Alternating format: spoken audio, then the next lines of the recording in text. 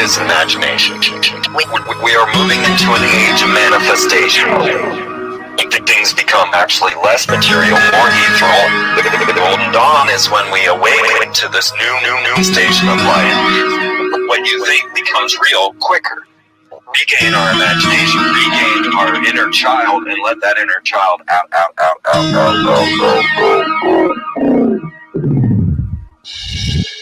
My name is Frank Castle, founding member of the music group Ice Click and New York City Neo Shaman. After a serious injury sidelined my career in 2013, I decided to set out on an adventure to search for myself with the help of the plant medicine ayahuasca. What I discovered waiting for me was something I could have never prepared for. It was time for me to become something more, someone more. It was time I became fearless. I'm becoming fearless. In the darkest of nights, gonna let my light shine as my heart beats a rhythm with space and time. When the light starts to shine inside your third eye, you awake to the knowledge that you never die. Fearless. I'm becoming fearless.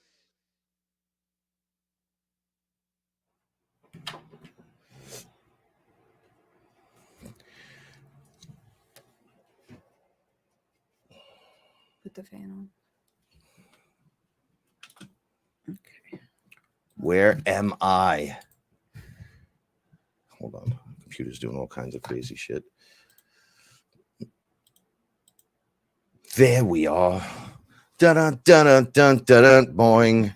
What is up, everyone? Greetings, fearless family. My name's Frank Castle, and I'm your sorcerer supreme right here each and every Saturday night on. That's right, it's Fearless.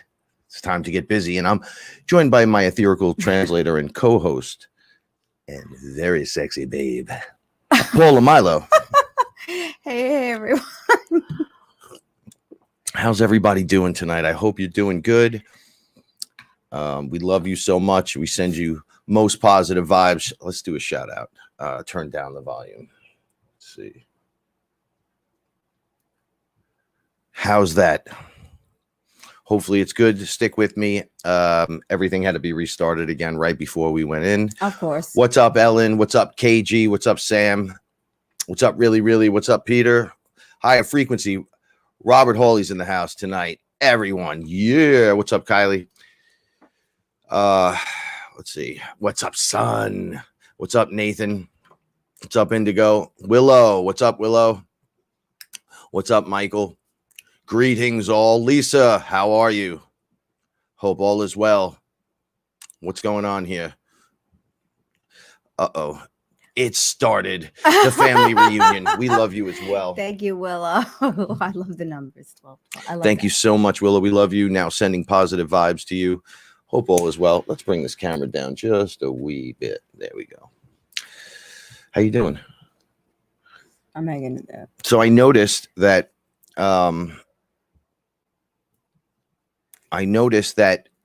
the title of tonight's show, oh yes, a family reunion, a fresh start, seems to be resonating across the board. Yes, a lot of people.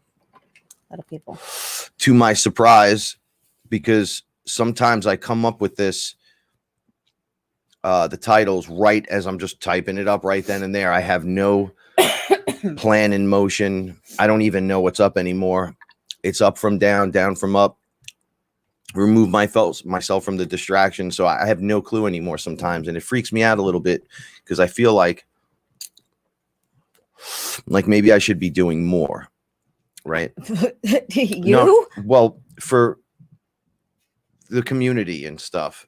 Frank, we try as hard as we can. I mean, you've been spread so thin for the last. And I think we all. Yeah. It was almost like right as we had like this weird momentum going into the pandemic, right? And then it's like we broke off and separated a little bit.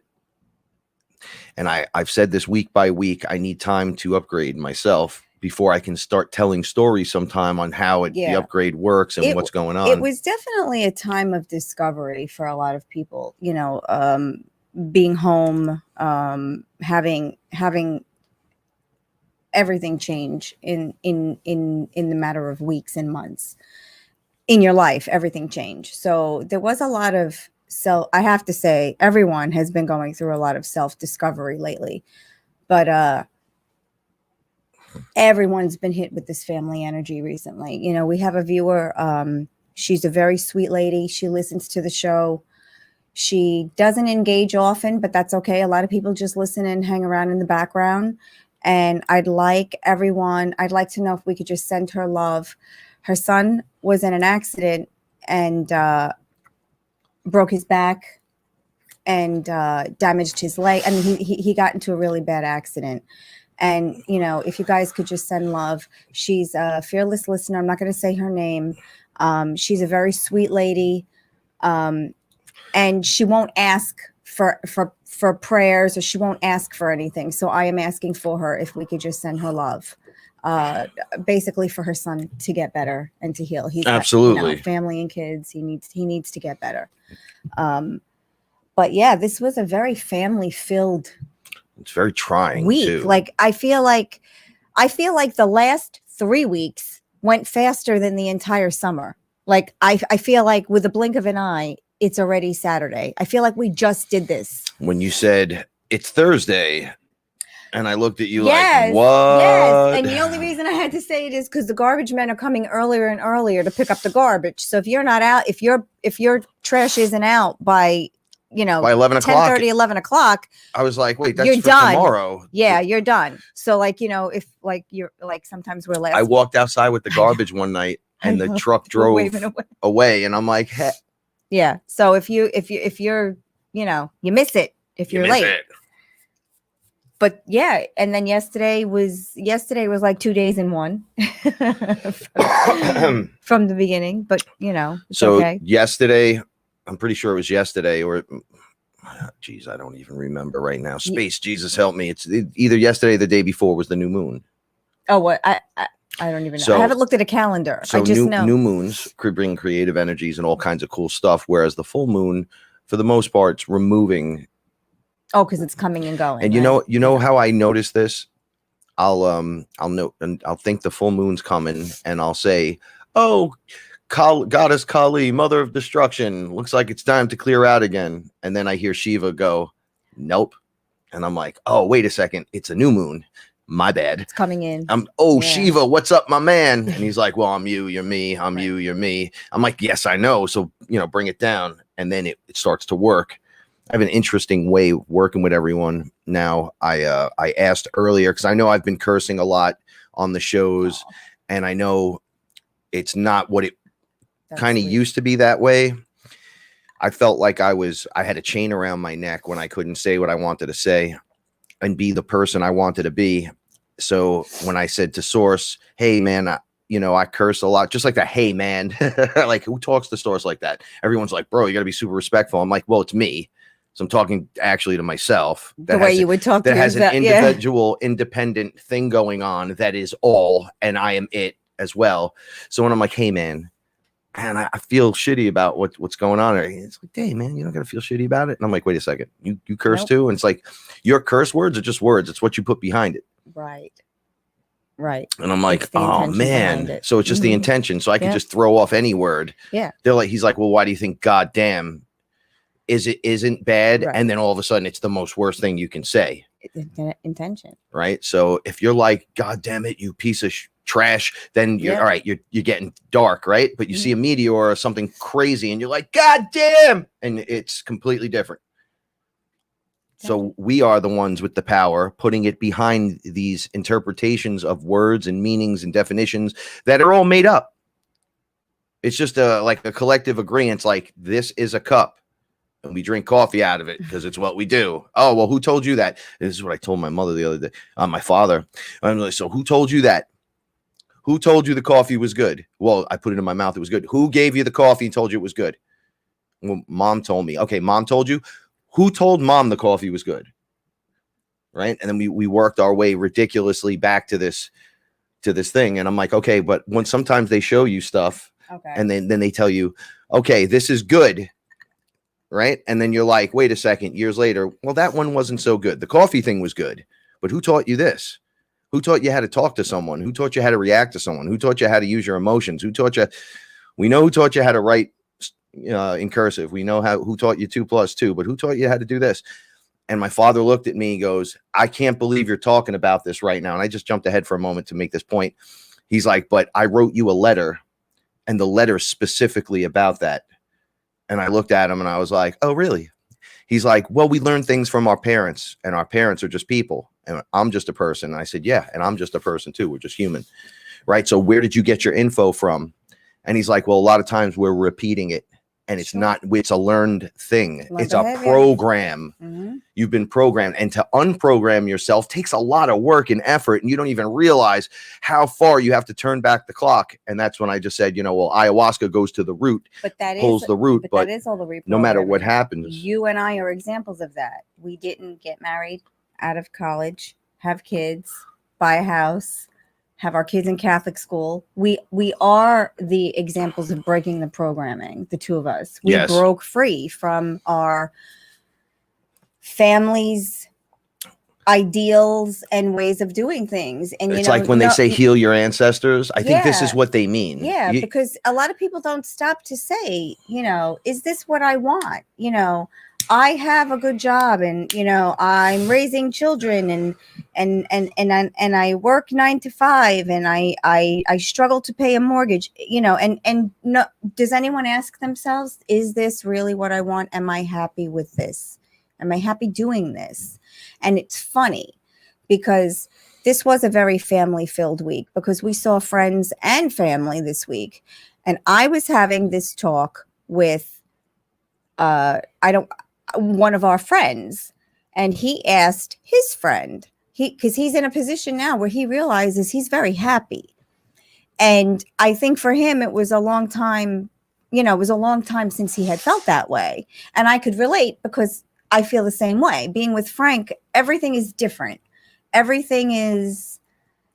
We can tackle everything if we do it together. And if we can't do it together, then we divide and conquer. But either way, someone's there to help pick up the slack.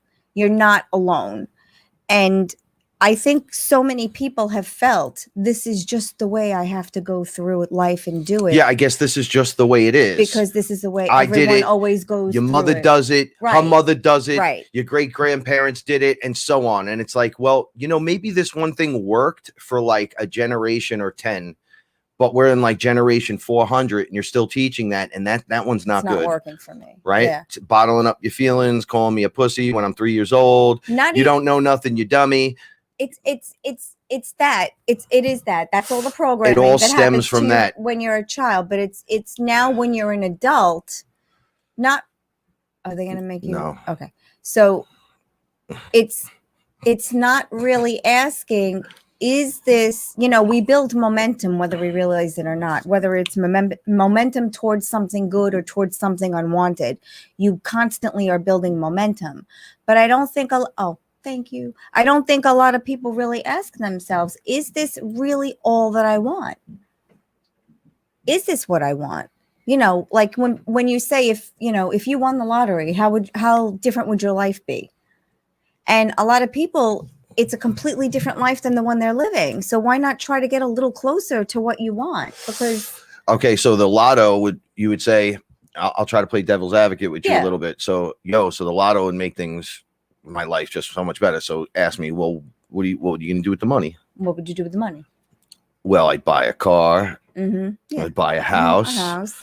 Put my kids through school. I'd put my kids through school. Right. I'd pay off my student loans. Pay off my debt. Right. And then what? Maybe travel the world, maybe not, maybe buy some expensive items. I'd run away from everybody here and hide. I've heard my mother say that so many times. We would too. We would just talk. Wait. So I know that. Let me go. Okay, go ahead.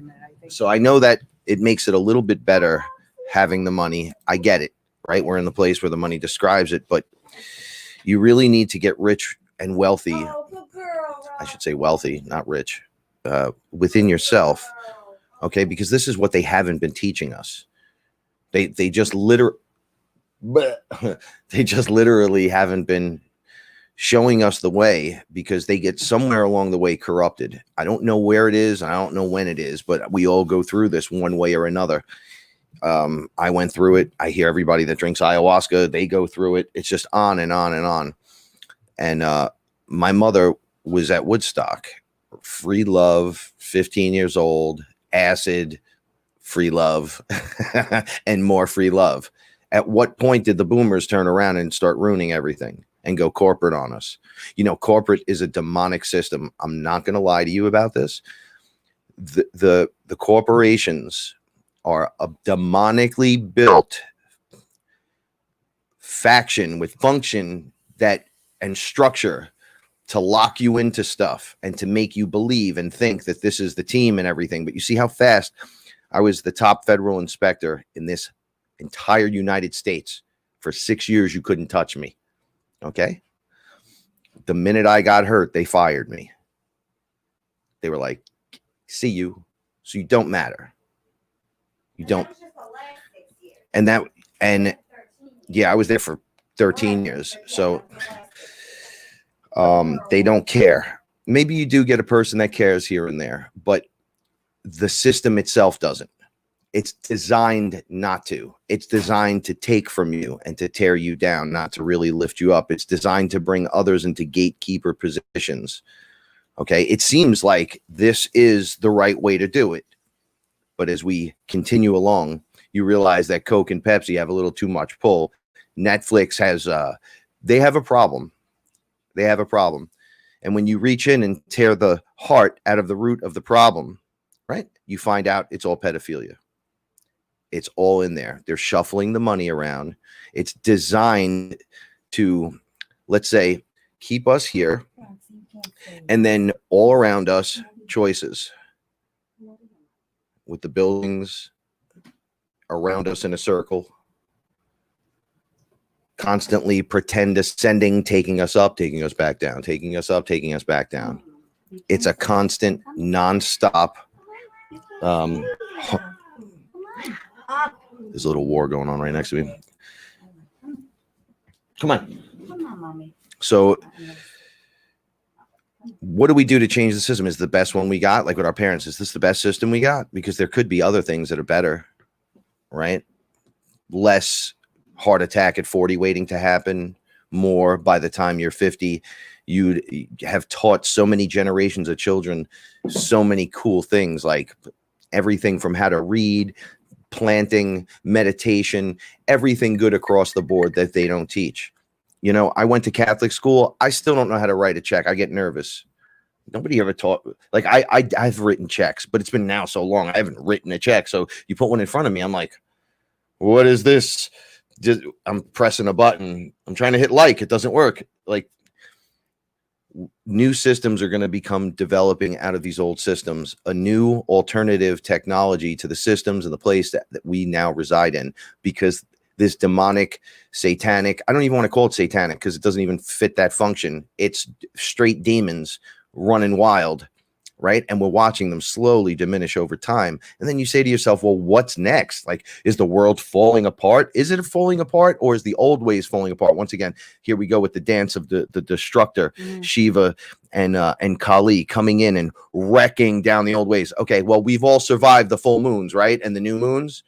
Right. So it's the destructions of what old patterns and stuff. And what happens when the old patterns don't go away? Right. And you're still pushing the boulder uphill. What happens?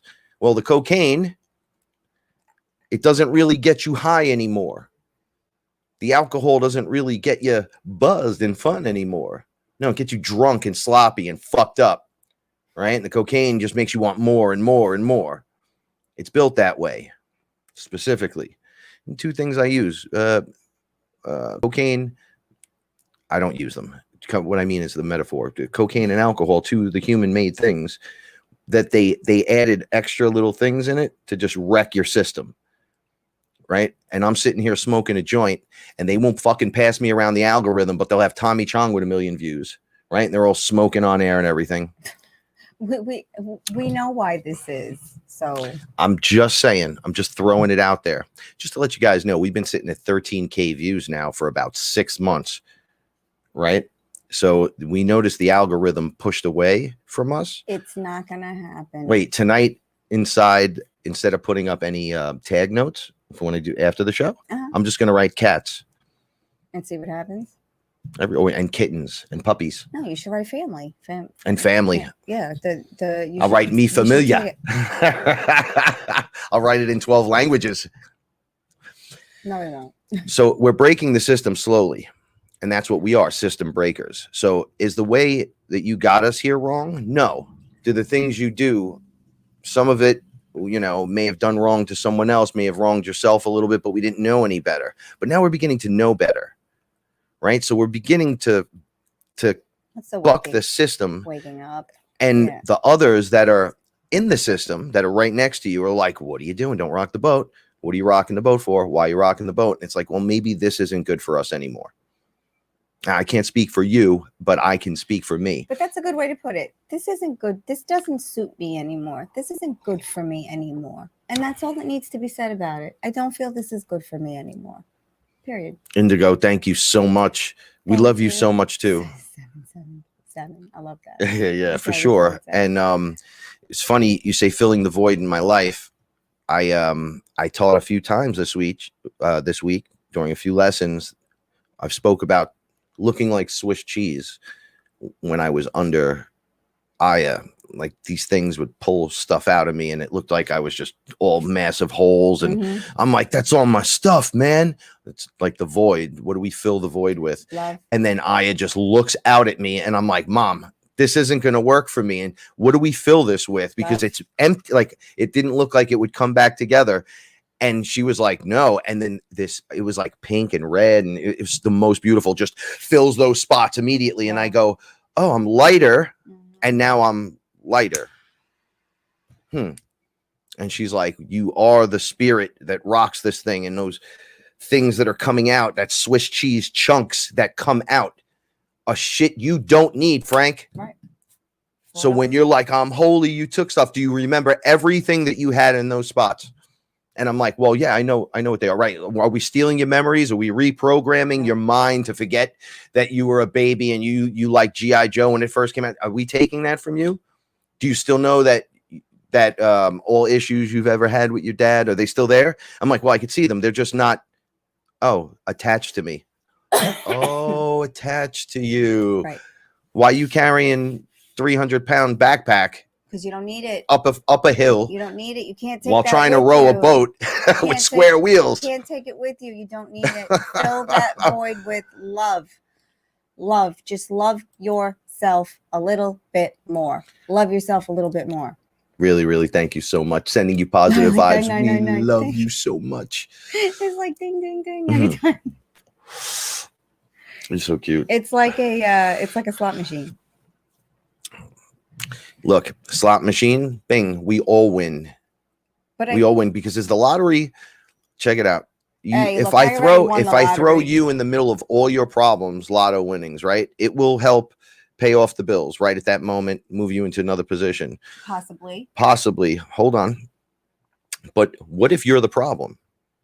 What if those around you are the problem and you can't get away from it? Look. So now you have $1 million. Look, $10 million. We talked about this. This is what Abraham Hicks says. You could give, or is it Abraham? It might not be. I got to hear what you're saying. If you give everyone, it might be Louise Hay. I don't remember, or Wayne Dyer, one of them. If you give everybody in the world. Sorry. Are you making fun of me? No, it could just be George Clooney at this point. Oh, okay. It's a bad name to you. Sorry. If you give everyone in the world the same money, the people that don't know what to do with money or don't respect money or have an issue with money and don't love money, don't love themselves. If you give everyone in the world the same amount of money, the people that did not have money a month ago will not have money next month. Because it's not money. It's an energy exchange. And if you do not love yourself and you do not respect anything about yourself or your situation or how you got there, then the money will not stay. Yeah. Okay? It's a respect for an energy. You're constantly living in lack and scarcity, the universe says, okay, more of that. And that's where your money goes. That's where your money goes. You have to change the way you think about things, because money is not the answer. If you don't know what to do with money today and you didn't work on yourself at all and you get money tomorrow, you're not going to have any money next year because you didn't learn anything. You didn't change anything about you. And you have to change you before you change anything around you. Those are like the people that go, well, if this person would only act differently, then I could be myself. Well, it's not going to happen. You can't change anyone else's actions. You can only change your own actions. You can only control your own actions. So if you change the process that you've been your whole life, it's on. Put it this way, because of the smoke. If you change the process that you've been in the same program, but now you're going to change your processing with the same thing, you'll see a different outcome. You see a giant outcome that's completely different. Della, Joe, we love you so much. We love you. We look forward to many breakthroughs. We saw Della and Joe this week too. If we're going to get to, okay. If you start doing the thing that you didn't think would work the whole time, what does he mean self-love? Like if I tell my brother that you got to love yourself more, he'll be like, he'll give me, that's the exact, he shaved his head, by the way. Now we all look alike. You ready? So he does this. You want to get punched in your fucking face? What's wrong with you? That's what he would do to me. And I'm like, look. Just try to breathe in. Yeah, we don't have time for that, right? That's well, you have to breathe. Right. You have to breathe. And breathing faster is not getting you anywhere faster. So anything that provides you to having to have this anxiety that you need to breathe faster, right? Because this society breeds anxiety. Yeah, it breeds anxiety. Breeds anxiety. Yes. So if I revert back to my age bracket, when in the 70s, when I was growing up, I had some fun, man. It was a different world. You I was grew up in the 80s. You were born in 74. You were a child. Why are you challenging me on this? I was out in the street. And you were on Mona Avenue in the 70s. You were. I'm sorry, I shouldn't have said anything. I just said I was a kid. Okay. Why are you attacking me? I will throw this hot coffee in your face. No, you won't. I won't. Certainly do not do that. He doesn't want to live at his mother's house. He won't. So look, there wasn't this push to rush. No, this is what I'm saying. There wasn't that, but today it's insane. Yeah. Okay, so we could press buttons on this computer and make things move faster than they did in the 80s, the 70s. But you have to realize, okay, when you were a child in the 70s, okay, you went to kindergarten half day. Viola picked you up half day from kindergarten. Okay, right. You spent the rest of the day with Grandma Viola, right? Mm-hmm. And then after school, you did your homework, she made your snack. Now, I mean, kids are in before school starts. They're in morning programs because their parents go to work. They're in after school programs because their parents work.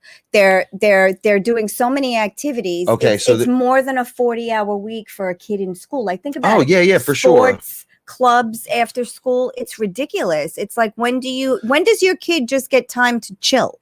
Okay, this is my point. So it's ramped up. What's ramped up? Everything. But wait, this was my point. You can press a button. Yes. You can press a button now. It's not fast enough. There's anxiety, stress. Oh, I see what you're saying. Okay. The structure's failing. Okay. The auto waves are strict. Okay. Think of traffic as above, so below. You ready for this one? Think of traffic and how fucking annoying it is, right? Now think of can't do traffic anymore. And I know, just going across the parkway, traffic. Right? It's like, bro, I could walk there in 6, but you got me in traffic for 15, 20. Yeah. It's only or 11 minutes, quarter of a mile. Yeah, I know. No, it's almost 2 miles from our house to your mom. No, it's not. Yes, it is. I walk it. What are you talking about? It's almost 2. I will bet you money, cash, fat wampum money, that 180th Street is 2 miles from here. No, I think it's like 1.6 miles from here. These girls do not. My mother and her are just terrible with getting the length and width and the diameter of things. Oh, I got the length and the width and the diameter things just right here. Don't you worry about that.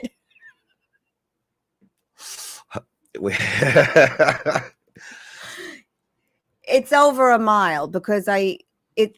All right. So thank you, Willow. Willow, thank you so much. We do want cake for everyone. But okay, so it's anyway restricted to this passing slowly, stop and go, but it's go, go, go, go, go, stop and go. Your insides are like that. That's what's causing the anxiety. So what you see in the street is a direct reflection of what's going on inside of people. So now what's going on in the street? But the structure, hold on, is built by architects unaware that what they're architecturing on the actual strip is set up like a chessboard. Yes. To pull you in. Yes. Right? Energetically. Yes. Okay. That's where I was going with this. Okay. Oh, all right. I okay.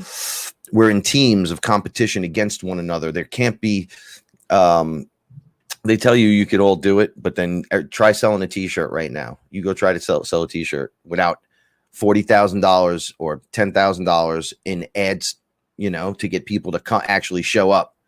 Right? Well, why? Well, because you could just press a button. There's a million people selling it. Right. It's got to be something that nobody's ever seen, or you fucking because you have a million. It choices. Leads to the choking. Right. Yeah. When eBay came out, people were selling. Amazon was selling. That's what I wanted to do. Now what happened? When I bought my house, in my head, one of my goals was I was going to be an Amazon seller, because I had the basement was the entire length of the house. Yeah, you had the spot. I could hold inventory. I wouldn't have to do I forget what they call it, when a lot of Amazon sellers don't actually have the merchandise. They procure it for you through another site. But I actually had room to house merchandise, and that's what I wanted to do, because I wanted to get out of corporate. And Mike Kenobi. It didn't work that way, but it wouldn't have been able to work because I would have had to move here anyway. So I wouldn't have been able to hold any merchandise. But look what happened with Amazon. You when you try to sell on there, now you're competing, and the prices that you can get that you used to be able to get something. Yes. All right, look, we need lighters. So lighters, you used to be able to get 20 for $2 and then sell them for $1 each. Now it's like $18 for the 12 pack, and you're like, wait, that's what I gotta pay? And they go, no, if you buy 20 of those, then we'll knock it down to like 16, and now I gotta go sell that for 20. Right. And then you get on the site and everyone's selling it for 18, and you're going, how are they getting these prices? Are they making 2 cents per sale? Right. Is it worth it? No. This is what I'm getting at. Another restriction. Another one, right? And then what does YouTube do? What does the algorithm do? It restricts you, restricts us from each other. Look, I love Etsy. I buy all the crafting stuff that I have. I get on Etsy. I understand that. It's not competitive. The prices are you can't. See, Etsy's more of look what I created. Instead of, I mean, it is competitive. You can't argue. It is, but you can't argue with the price. Like, that's the price. I bought an Ankh on there because it was exactly what I wanted. Right. Handmade from where I wanted it to be handmade from, with crystals and in that's it from the idea. Beams I wanted the crystals from. The only place I could get it was there because it was the only place making original products or having the creator put the creation up and then allowing me to just purchase it. But that's it. Well, here's where this is going to flip. And Mike Kenobi, thank you so much. We love you. Sending you positive vibes. You. The corporations restrict with trademarks and copyrights and all this crazy shit, right? They just take them. They not copyrights really, but they suck them in.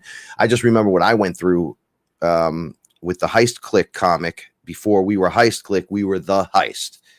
Awesome, right? So it's funny. I get into an argument with a guy online, and he starts asking me. He sent me something about Fat Joe, and I said, "Fat Joe can go fuck himself," right? And he's like, "Why?" So I go, "Well, he stole our comic," and he's like, "What are you talking about?" So I'm like, "What do you want?" And he's like, "Well, I'm an artist for Marvel," and I'm like, "What?" Right. So he's like, "What are you talking about?" So I go, "Oh shit, it's this guy." So you told him the story. I had the fucking book in front of me. No, I tell him the story. Fat Joe in the tattoo parlor with Frank Robb and everybody else, and then all of a sudden he's like, "Hey, I could help you with this. This is the best idea I've heard," because we were in there babbling, we were young, and then doesn't come back with the comic book. My brother gives it to him, and then a week later we get it back, and then 6 months to 8 months later, Little Kim's album dropped, and it was like Fat Joe, Little Kim, Fabulous, Twista, Freeway, was 2 other people in it. They took us off the cover and just put them on. And then the book was just them in our place, and they changed up a few things. We had about 20 pages done. So the guy goes, that's terrible. Wait, so he goes on his shelf and he goes, I have those comics right here. I have them right here. That's awful. And he's like, this happens way more, Frank, than you would imagine. You have any. So now I was in front of the judge and I said, this motherfucker literally ripped us. We had our parents there, all kinds of weird shit. And then they're like, no, he took you guys out and just trademarked his stuff and put it in your stuff and trademarked it. I'm like, that's $500 per character. Like, we're kids. Like, and they were like, I go, but I copywrote everything. They're like, they removed your words, but you didn't trademark it. You didn't know. They just removed the words. That's what you're copywriting. Right. You're trademarking the characters and the book and and I'm like, no, hold on. But we're the heist. And he's like, no, you could be the heist in music, but that's them. That's and I'm like, fuck this guy. So then my father didn't believe me. He was like, oh, you and these fucking drama things. This was back in the day. So he's with my best friend who just happens to be at this. And this is years ago. This is years ago. It was in the early 90s. Early 2000s. He goes, hey, Frank. He calls me up. He goes, your buddy Richie Johnson's here. I'm at a fashion show in Florida. We're in Miami. And my wife and I got tickets to go. They were free. The person was supposed to go, whatever. So he goes, guess who's sitting with us? So I go, who? I'm thinking somebody cool and shit. Right. He goes, yo, your boy Fat Joe's here with his whole family. It's like his table. So I'm like, what? So he goes, yo, that's not the fun part. I'm like, hey, what's up, man? My name's Bobby. Nice to meet you. You know my son, Face Man from the Heist Click, from the Heist, the comic book. You guys remember that? And he got up with his entire family and left the table, and just me and your friend Richie. He goes, I'm sorry, man. Because he had a reputation of doing that, right? To people, so, well, it just people. made my dad believe what I was saying, and I'm like, good. man, I don't lie to you. Come on, man. I'm like, there's no reason to lie about these things. They're already fantastic. Yeah, that's what it is. Sounds so fantastic. Yo, it got so out of control. Do that all the time. Some guy was being like mad racist to me. He was calling me white cracker bitch and yelling at me on a show, and I turned around and I was leaving. I was going to jump down the stairs and jump on his face. It was really weird. We were in the city, and it was BET before it was BET. It was like they were it was BET, but it was like right at the very beginning where they were bringing artists on all the time, doing live events. Like when MTV first came out, you had like live music stuff, and Wendy Williams was just right here on me, and I looked at her and I was like, "Hello, Wendy," and she was like, "Frank, you come with me right now," like she knew me. And it got so out of control that kind of stuff just happened. I was in Webster Hall, used to that, right? And I ate ecstasy for like with my friends, the crowd for the first time. So I had tried it before, and this is a while ago. And Carol Burnett jumped on me in the club. I told you this. We were running. Carol Burnett. Carol Burnett came. I was on the staircase with the drunk lord, and from the original group I was in, Hydro Click, and she was wearing a boa, and she came down. She came right out. She didn't come up the stairs. We were like in the middle. That place had so many rooms. She came out of the doors, and she was like, "Hey boys, what's up?" And I looked over, and I was like, he was the other older guy there with me. So I was like, nah, that can't be her. Like I'm going through my like, but whoa. And then she wraps the boa around me. She's like, "Come on, big boy." And I go, "Are you fucking kidding me, Carol Burnett?" Right? She goes, "Yo, my daughter's got the whole place here to herself with all her place party. Come on, 2 of yous right now." So we went in, and I was like, oh no, it wasn't. We were going upstairs to the nightclub. It was more like she had like pictures she painted and shit. Oh. It was like an art exhibit, but with music. But I was like, nah, I can't go in here. I can't go in here. And then my buddy's like, yo, that's Carol Burnett, bro. You should do that. And I'm like, nah, I'm not. I don't think that was on she the was table. she was no, she was all up in my shit. She was all over him. And then it was so weird. We had like hats on, like with the beanie hats with the long ropes and the sunglasses. It was a weird, awkward night, but that was a lifestyle that I was around for a while. You know, people would see me and go, "Oh, there's Frank," and then just start talking to me. Like I met Adam Kokesh that way. It was so weird. So did you tell your mother that you could have had the opportunity to sleep with Yeah, what did absolutely. your mother say? That when I met Tony Bennett, and then I couldn't talk. That was like the first time I couldn't speak. Oh, you got starstruck? I was like, oh, he felt like an uncle that would come to my house on a Sunday, but like the one that doesn't stay because he's got shit to do. And then I go, my grandmother loves you. And he goes, everyone's grandmother loves me. I met that day. I was with Jon Stewart. I won $60,000 from an accident in federal court, and I walked outside. Oh yeah, you told us. And Jon Stewart was at the hot dog stand. I started talking to him. We were eating hot dogs, and I'm like, these are fucking nasty, but I'm so rich right now. And he was going, oh, congratulations. And then he's like, look, there's the girl from the Madonna video. And then he goes, and Tony Bennett. And I just turned, and he was standing in front of me, and I was like, holy shit. Like that was weird to me. My mother said once she got into the elevator at Einstein Hospital and Al Pacino was in there. Oh yeah. And it completely shut her down. Like she was like, hi. She was quiet. Oh wait, no, she told us that story. She said she didn't know it was him right away. Yeah. She thought it was a guy from the neighborhood. That's what winds up happening. It's either that or, oh yeah. I don't know. I never got starstruck. I told you what my aunt did to me. I was in hospital for special surgery. I was going in for like my, I don't know, like third surgery there. And we get in the elevator. It's me, my aunt, and my cousin, her daughter, Danielle. And John Bon Jovi and his daughter are getting out of the elevator. And the two of them are completely starstruck. So Danielle tells her mother, and now they have pads and paper with them because they're studying for a real estate exam. So she says, Ma, get his autograph. And she was like, no, he has x-rays. I wonder why he's here. I wonder what's wrong. I wonder if he's feeling okay. And I'm like, and I'm holding the fucking elevator, and I'm like, the two of you, I'm going in for surgery. Can we get in the fucking elevator now? Like, who gives a shit what's happening to John Bon Jovi? I'm going in for major surgery. Like, you know, and they were like, but, and then like during my I wonder how John Bon Jovi is feeling. Well, he wasn't there for him. You don't remember? He was there for his aunt. Anchovy. Woo! Woo! You're so stupid. Sorry, I had to throw that out there. What about what's his name? Hall and Oates. Oh, I didn't meet him. Oh, they wanted you to. They wanted me to meet. Yeah, my aunt wanted that's me a to weird meet. one to be thrown on. Hey, which one was it? Daryl Hall. Daryl Because I Hall? lived right down the.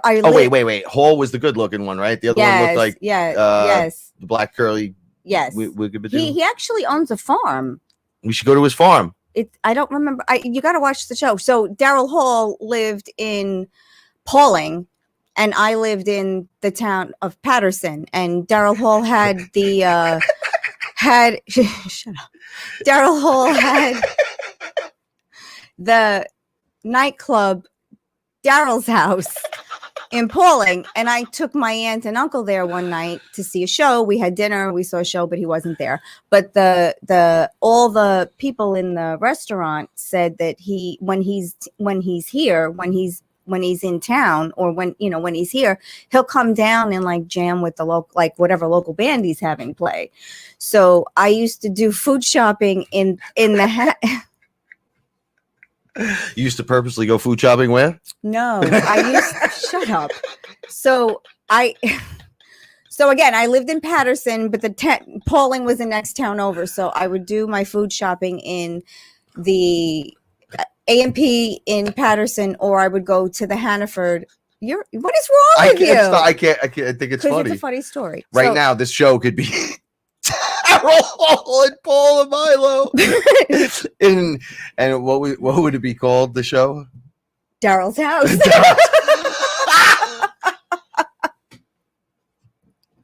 That show just sounds like it would suck. I mean, you would be the best part, of course.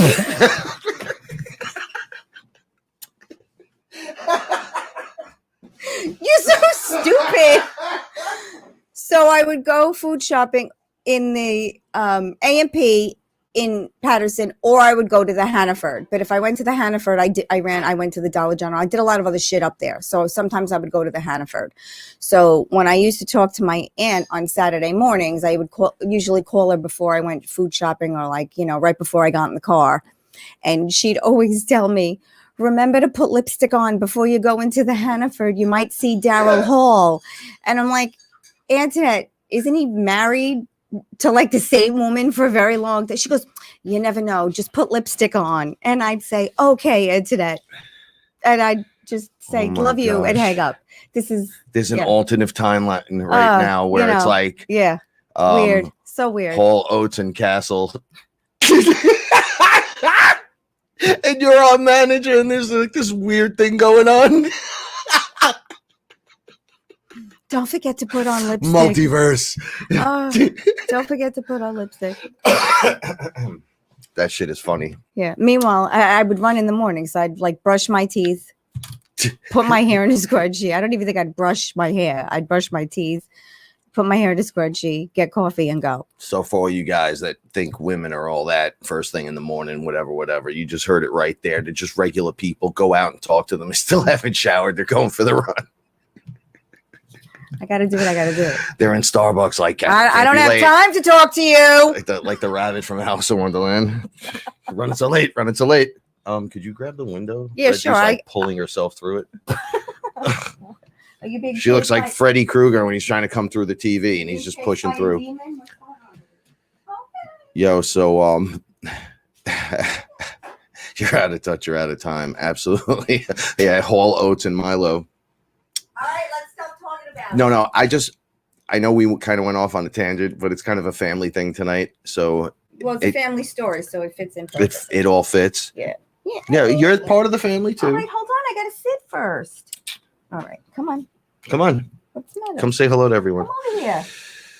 Oh boy. Crying? So I don't even know what she's just walking and crying.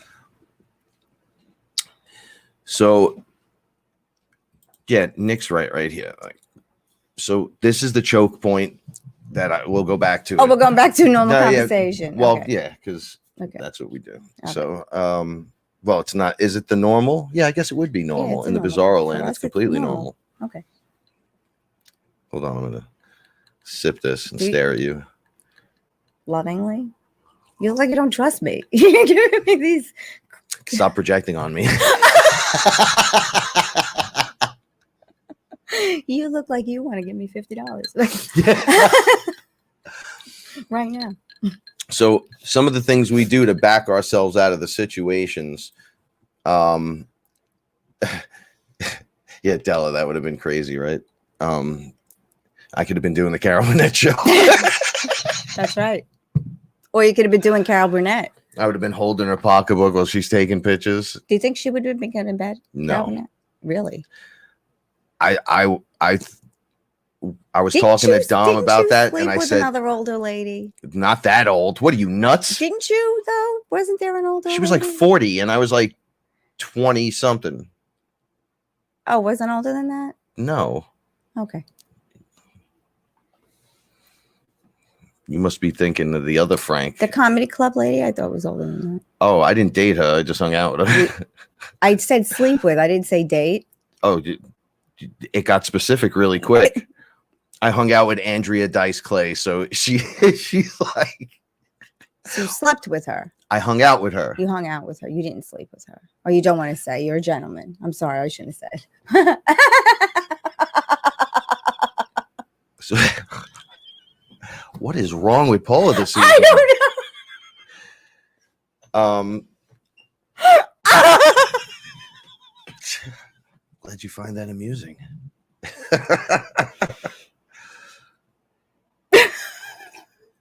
Well, that was awkward. So, well, we're all family, so I guess now you know. So, what if she really pressed up on you, though? She did press up on me. Carol Burnett. She did. She did. Yeah. Really? She wanted some Frankie love. Yeah, huh? she old lady grabbed me, but she didn't pervert grab me. Oh. She didn't grab like my ass or my junk or nothing. Oh, she was just. She threw a bower around me. It was like, hey! I was like, yo, this chick is bugging. Very animated.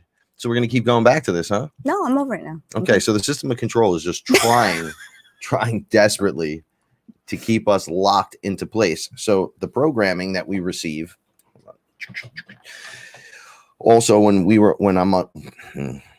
I was under Aya and I looked at my tether to source, had a choker on it, and it was released. That was the moment I stopped doing synthetic drugs, drinking alcohol. That was it. It was right then and there. She was like, she had asked me, she said, you like cocaine, but it really doesn't do anything for you at this point, does it? And I said, no, it doesn't. That's what I'm saying. She goes, because that's not what you're looking for. She's like, you write music, right? Right. She's like, you're not like running after hookers and doing crazy stuff. Like, oh, no, I don't do that. for I'm doing music. I'm creativity, trying to. Be She creative. goes, how does this feel? Dunk. And I was like, holy shit.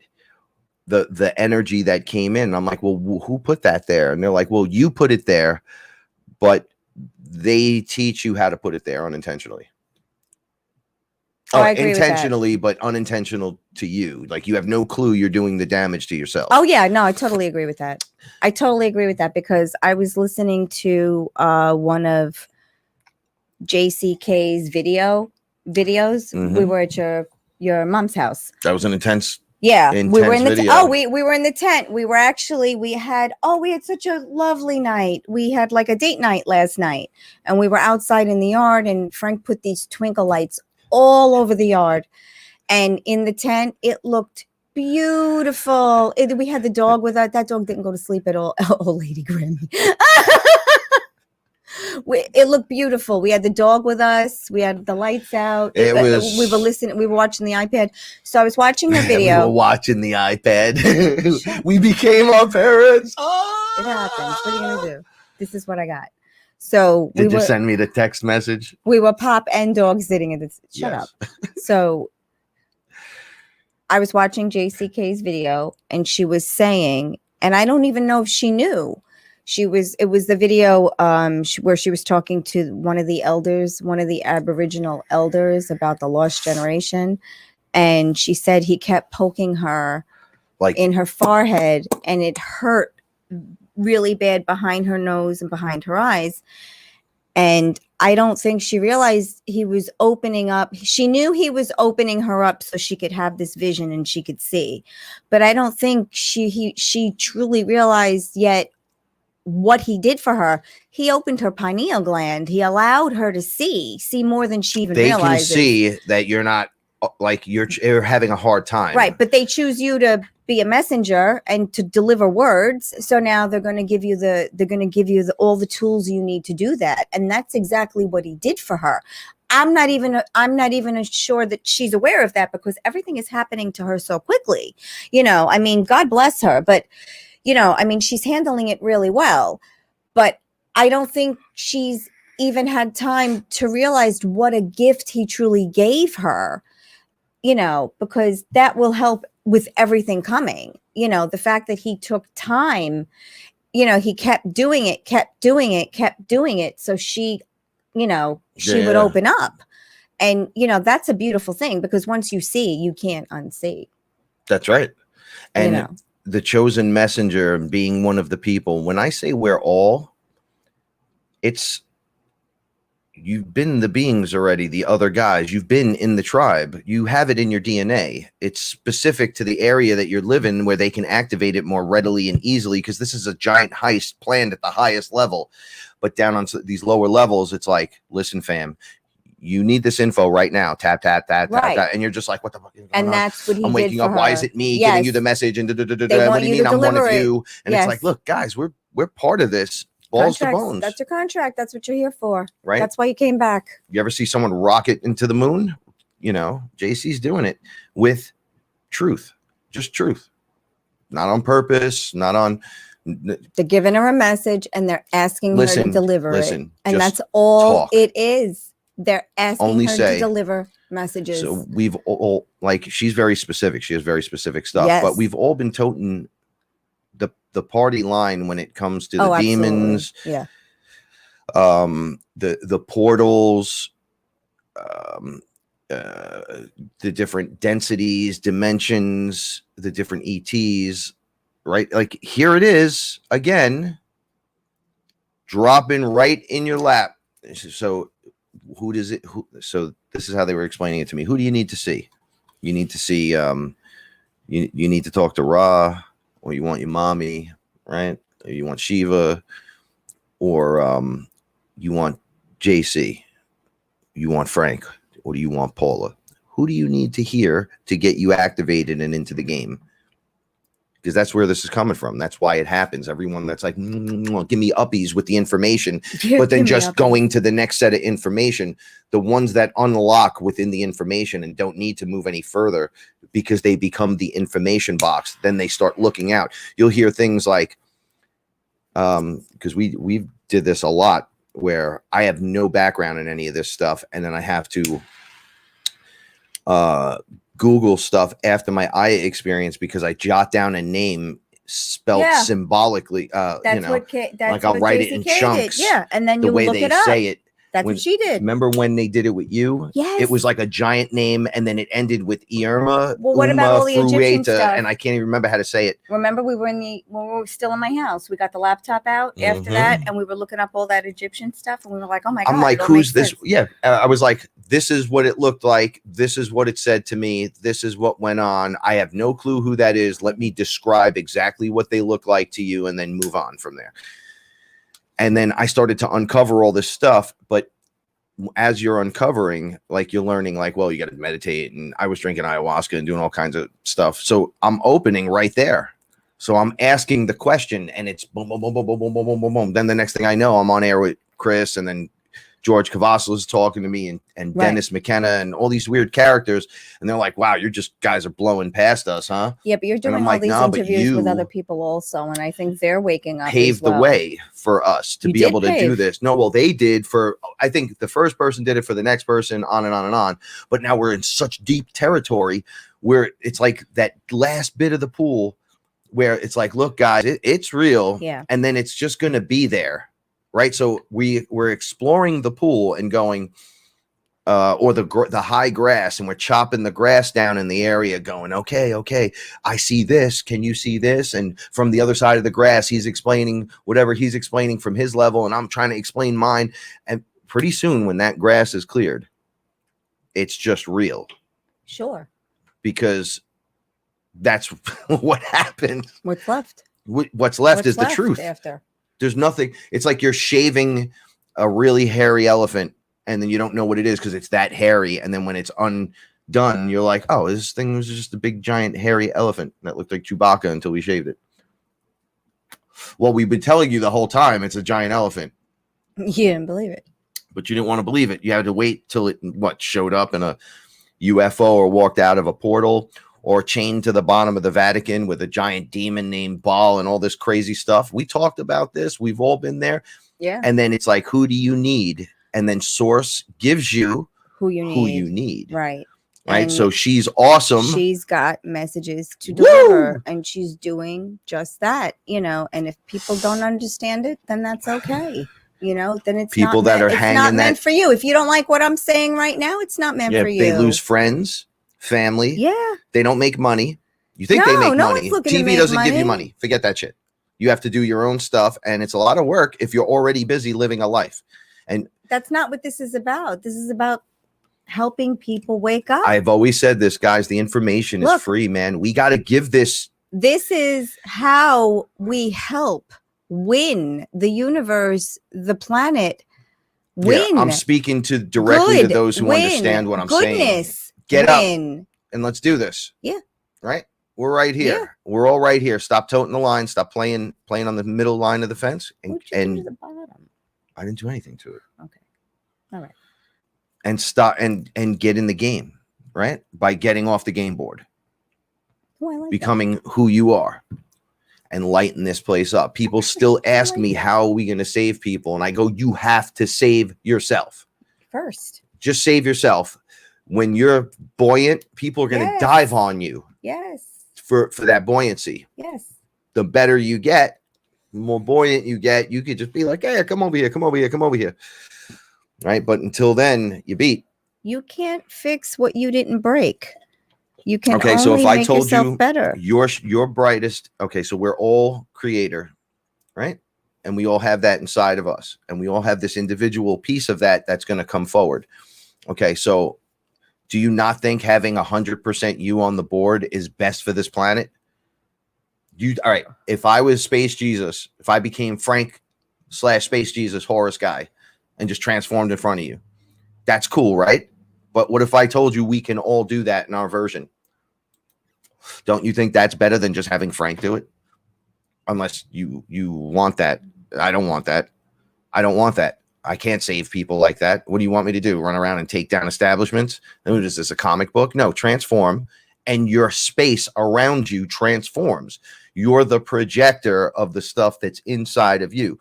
So the whole world outside of your home could be crashing down, burning. Right. But if you're in your house and you're safe, you don't see it that way, and you don't feel safe. Yeah, metaphorically, you're not seeing right any of this, right? They tell you don't go outside. Right. Boogeyman, boogie, but you're just like, there's nothing there, right? But I got to live my life. So you continue pushing that direction. You start to right? They'll tell you if you meditate, the guy next door eventually will calm down if he's maybe in a weird spot, or the people in your household will bring it down a notch if you just spend the time and breathe and meditate. Not necessarily together either. Like you could go into the bathroom and sit down and be like, yeah, this place is crazy right now, but I'm going to help out. I'm going to be the creator. Right. And it's so hard to do this. I'm going to pull it together. Because my mother would chase me into the bathroom and stuff like that, right? Or somebody would be right on the other side of the door giving it to you, but you have to learn. Yeah. This is your like, yeah, not this is my space. Like it's your home. You can believe, like we can watch the same news and get two separate How are you going to save the world if you can't get 5 minutes on the bowl to meditate? This is what I mean. Right. But like we could both watch the news and get two different takes on what we just saw. Yeah. That's everyone. People, right. So that's you source. Could either fear spiral it and live in fear, or you could take the news and digest what you need and then leave the rest behind and move on about your day. You know, I mean, it's programming. You watch the news long enough, you're programmed just to hear horrible stuff. You know, and you're hearing horrible skewed information that's not even accurate. Shout outs to Andrew Sly. Yes. Sly Shaman. He knows bathroom is my little meditation space. I go in the shower and I practice vocal things like mum, mum, mum, mum, mum, mum, mum, mum, and I'll laugh, right? And then in that, it becomes it's a repetitive function. So it's the same 5 minutes of stuff over and over again. I learned it, but I have to do it to practice. So inside of that, I'm making all the sounds. Well, his garden is his meditation space too. Absolutely. I'm making all the sounds that you would make if you were oming and if you were aiming and doming and creaming, right? Like I'm doing amazing when you're done. I do things that'll build those notes, but in my head is the meditation. Constant, nonstop. I greet the water. I greet the elements. I greet the beings that are there, whether they're imaginary or not, whether it's a holographic matrix, whether you're standing in 100% fucking program, no matter how you look at it from whatever direction and how we're in here. Look, Paul is right there. She's real. It's flesh. You don't poke, you rub, you go nice, nice, love, love. That's how it works here. Right. So that's what this matrix is, whether it's a program or not. So I try to say this a bunch of times when I used to be with the other family and they didn't want to hear this, that nature, although a program, right, is put there for you. You don't think so, but it is. The matrix is here to bend to your will. But when, like Paula said, you say, oh, nobody respects me, it comes out with more no respect because it doesn't understand good and evil and all that other stuff. It's giving you what you're asking and vibration. For. You're asking for no respect. So they say, okay, it's yours. So when you play victim, you get more victim. Right. Right. But when you start playing positives to yourself or the hero archetype to you, you can tell the story two ways. You know, you can tell the story as you're the thank you. You can tell the story as you're the victim. You can tell the story as I got through it. Either way. So okay, here's my point. Do you want that working in conjunction with you, or are you just gonna buck it and to press buttons and run out of here? Can't hide from the universe. The entire place will bend to your will. As it always wants is. to. It wants But to it do it. already is. No, I know, but people are like, we need to escape this place. I'm like, it's here for you. There's nowhere to go. Work with it. Work with it. So you're going to tell me you're not going to connect to nature because it's what the program in the Matrix is, but you'll talk to the AI and all that stupid shit. Look. Watch this. Ready? Animal mother. And then you see the animal mother, the great mother bear. And I'm like, you don't want that working with you? You don't want the great eagle mother working with you? Well, it's a program. It's an archetype in your mind. You don't want it working with you? You don't? Or you do? We're inside here, this place. We're in here with them. The whole place is here for us. You're going to reject it? Are you, what do you get out of that? I don't understand. Right? Like, I'm going to use my mother for an example, but it's not bad because now she has the puppy. So she's learning it. Good, yeah. You get online. First, you start hearing the plants and the animals talking, or you get this energy vibe and you seem to, because when my mother's with her tomatoes, she has the best tomato things I've ever seen in my life. She is the I've never seen the anything. tomato whisperer, I must say. I yelled at her, you don't meditate, you don't do shit. She goes, no, I do. I just do when I can. And then I watched her with the tomato plants, and I was like, oh, there's mom. That's why I left all the leaves. Yeah, so she'll come in and blip, she'll have time to pinch. She'll pinch them off when we're not here. So I'm like, what are you doing in there? And she's like, well, I'm just loving it, and I'm just doing all the. So I'm like, so you're working with the program then? You want tomatoes? You work with the program, right? But look how beautiful they are. Of these tiny little cherry tomatoes, and she's like, so you're in meditation while you're doing something you love. Yes, you don't have to shut your mind off completely. No one can shut their mind off completely. All right. That's why I gave up a meditation a long time ago, because I could never quiet my mind 100%. But you do when you with the plants, right? Oh my goodness. Whoa. Yes, because Nancy, thank you. I love you so much. Thank you. Sending you most positive of vibes. But you do when you're with the plants, or when you're cooking, or when you're doing anything that you like to do. It's you and the thing you're doing. That's the living meditation. Is you in a happy mode, or not even a happy? Well, you know what? I don't know. When I'm vacuuming, sometimes I've been with people when I do laundry and I vacuum. Oh, yeah, you're like in a trance. They hate it. So they're like, I fucking hate this shit all day. Rah, rah. I don't do that. Right. I'm like, okay, laundry goes in, this goes here. Da, da, da. In my mind, there's this weird. No big deal. Yeah. There's like a beat going, and the beat is moving, and I'm feeling this flow, and I hear the music, and then there's superheroes, and what I got to concentrate on. Like, I fall into that after, if I'm washing dishes and it takes more than 4 minutes to wash those dishes, I am in meditation for 20 minutes. That's why I always tell you, don't worry, I'll just do them, because I'm in meditation, but I'm living meditation, the movement. It's not just sitting there in the stillness. I get that too, but maybe the stillness isn't for you. There's no wrong way to do this. It's not for me. I need to focus on something. So and that's what I do. And that's all I can do. So I do nothing, or I do it the way I can do it. And any way you get there is okay, as long as it's healthy. As long as you're not harming yourself, anything you do to get there is okay. Right. Well, no, then I started looking at, like, my dad, he paints. So all right. Now I want everybody to look at the one person that does something creatively and they're good at it, but you would be like, nah, I would never want to do that. Right. And then you're like, nah, but they're a bunch of dummies because they don't know about meditation or something. And then I want you to think about this now. The guys that are like wiring and painting and maybe picking up your trash. Everyone's in rhythm. Right. How do you know if they're not the living meditation? Right. It's literally source in there. Right. But we're teaching it wrong. So people are like, nah, I don't got fucking time to meditate. No, but you're doing it while you're driving. Right. You drive an hour a day. Why is that drive not at least 5 minutes of meditation? On a drive, you get lost I in used the to song. listen to all the tapes on the drives to work. And you start imagining. All the Louise Hay, like all of the self-help people, all of them. When you introduced me to Abraham Hicks, I started listening to her on little drives once in a while to hear what she had to say. And then when you said, who's the old lady that passed that we liked? Dolores Cannon. So somebody said right up in the beginning, yo, you and Dolores Cannon, and I think it was you that said it, say the same shit pretty much. And I'm like, what are you talking about? I've heard of her, but I don't. And then I listened to her and I'm like, oh.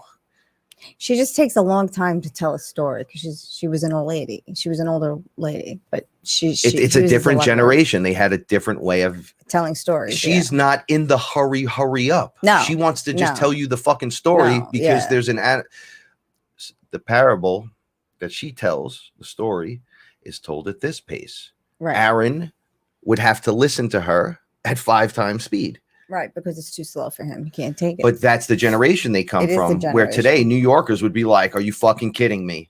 Is there something wrong with you? You realize that. That's what they do. We all do that to people. I do. I realize things like when we do things like I made a blueberry loaf the other day. It was this blueberry loaf and I made it was walnuts and I made it was powdered sugar icing drizzle, and I was like, you're an old lady, like what the fuck is wrong with you? Like, but it was delicious, wasn't it? Like it was delicious. Well, look inside, whatever. All right, wait, check this out. I'll just bring it back to Paula. You can tell she's high as fuck. I am, right? I'm so high, but I feel good. My shoulder hurts so bad. She send positive vibes at her shoulder, her right shoulder right now. Everybody just focus on it for a second. No, zappity doo dah day. Right. So when you focus on doing what you love to do, right? So she's like, well, I'm going to make this cake. The cake was fucking delicious. Everyone that had a piece actually pulled me on the side and was like, bro, while they were stuffing it in their face going, oh my God, this is really good. And I'm like, it's that icing over the top with everything with the gooey and the blueberry, right? I don't know what it is. And it's heavy but it's not too heavy, that's you loving what you do, even if it was your first time, or I made it and I'm an old lady because I made that cake. That cake made everyone that tried it say something really awesome about it. So if you ask me if Paula meditates, I would be like, have you tasted her food? Thanks. Well, you're doing all the magic right there. You are the magic. You're an antenna to this. That's love. Right. So if there's a dance that you do in the other realm as a spirit to get like something to manifest or to be part of the rhythm to get things going, if you were to be here and thrown into the human body, you would have to make movements and adjustments and press buttons and get things and mix them and alchemical because you're actually touching them. So it's the dance mixed now with the physical touch. So if you can still have that balance function between those two things, you become living magic, which you already are, but you witness it on that level. Oh yeah. I don't want to say anything because I don't want to rush. Thank you. Net meditation, flow state, Nathan. I don't want to rush Frank's etherical translator number 2 timetable. So I'm just kind of hanging, waiting until he Nathan, you're getting a phone call. I baked a lot and I'll explain it when Frank gets to it.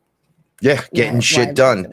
So I try to explain this and people go, look, sounds great, but if I want to roll a blunt right now, I have to roll this thing. I got to go buy stuff. I got to pack it all together. I got to do all the things to process it. I go, right. We're in density.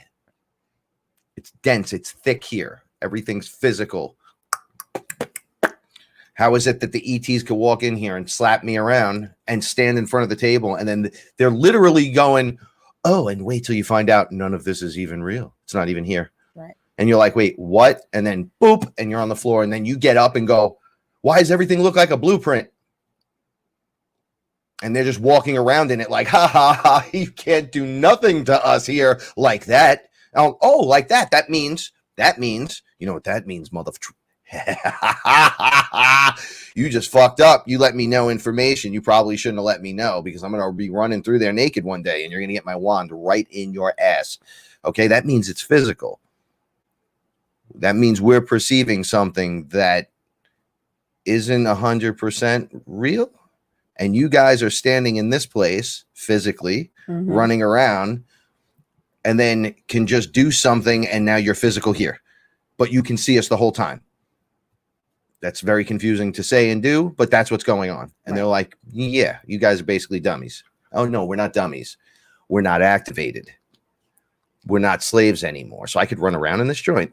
And I've said this so many times. I told Shaman Jimmy one day, dude, we were in this spot and we were focusing on the Taurus, the big Earth Taurus, and they had us in a room. And it was funny because there's a DMT breakthrough, a black gentleman that he seems to be from the city, inner city, where he breaks down his DMT breakthrough. He's standing in a room with everyone, and these things are looking at the wall this way, and it's like really nice, the walls and everything, but everyone was just standing there. And I'm like, I talked about that, waking up in that place with. So I woke up and I was saying, yo, we're all standing next to each other in this weird spot, and we're just staring at the Taurus. The Taurus is moving so fast.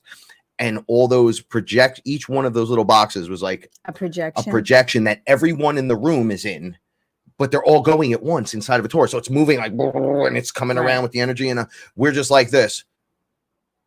So I woke up, snapped out of it. It hurt my fucking eyes. So I was like, and I look over and Jimmy was awake and he looked at me down the aisle of people. You know, an iRobot where all the robots are just lined up in that room? That's what it looked like, but it was us. Right. And it was light beams and shit. Yes. Like in a fucking trance. Like, wasted. And then he looked at me and went, yeah. And then I said, oh shit, he's right there. So I don't remember who was next to me. I pushed them and then ran to Jimmy and then moved into the spot next to him. And we just pushed everything. And then we were just standing there and I'm like, yo, what the hell is going on here, man? And he's like, I don't know, man. I'm really scared. What's going on? I'm like, no. Just play it cool. So we just looked ahead and then started talking. And there were robots. There were things fucking flying around the room. There was a giant eye staring at us. And then I'm like, man, we got to get the fuck out of here. But you project in to get out.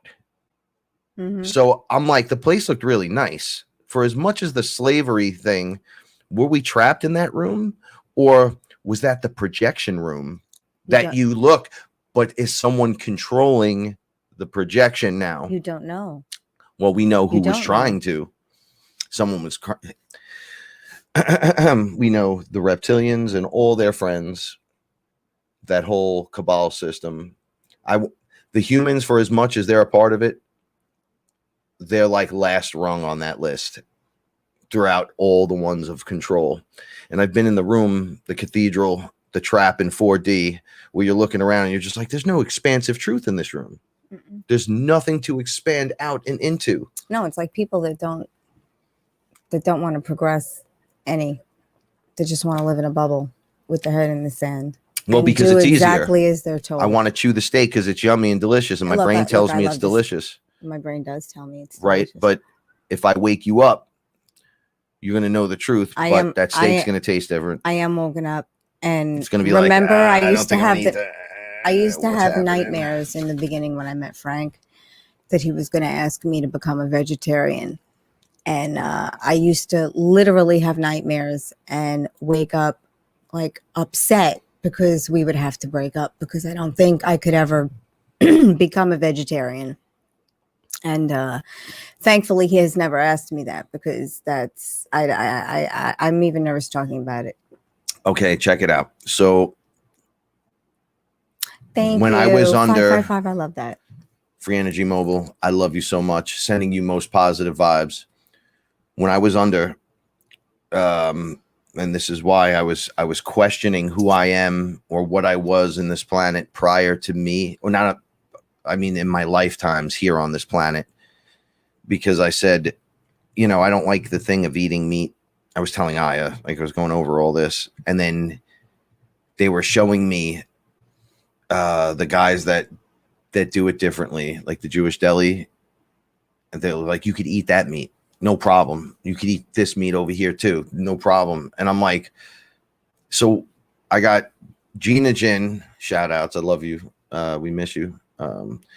In one ear screaming, eat fucking bananas, Frank. You got to eat more fruit. And I'm like, my body's rejecting it at that level.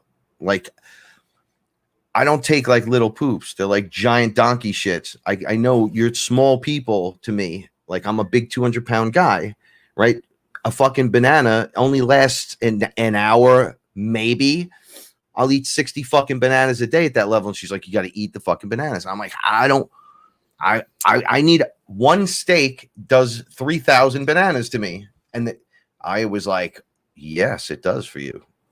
And I was like, wait, what? And she was like, look, if there's stuff here specifically that humans are supposed to, if you are the type to eat meat, to hunt politely and respectfully, there's fucking plenty. I shop politely and respectively, and I bless my meat before I cook it. I'm like, so wait, you mean we don't have to all go vegan? She's like, no, you aren't all the same kind of beings.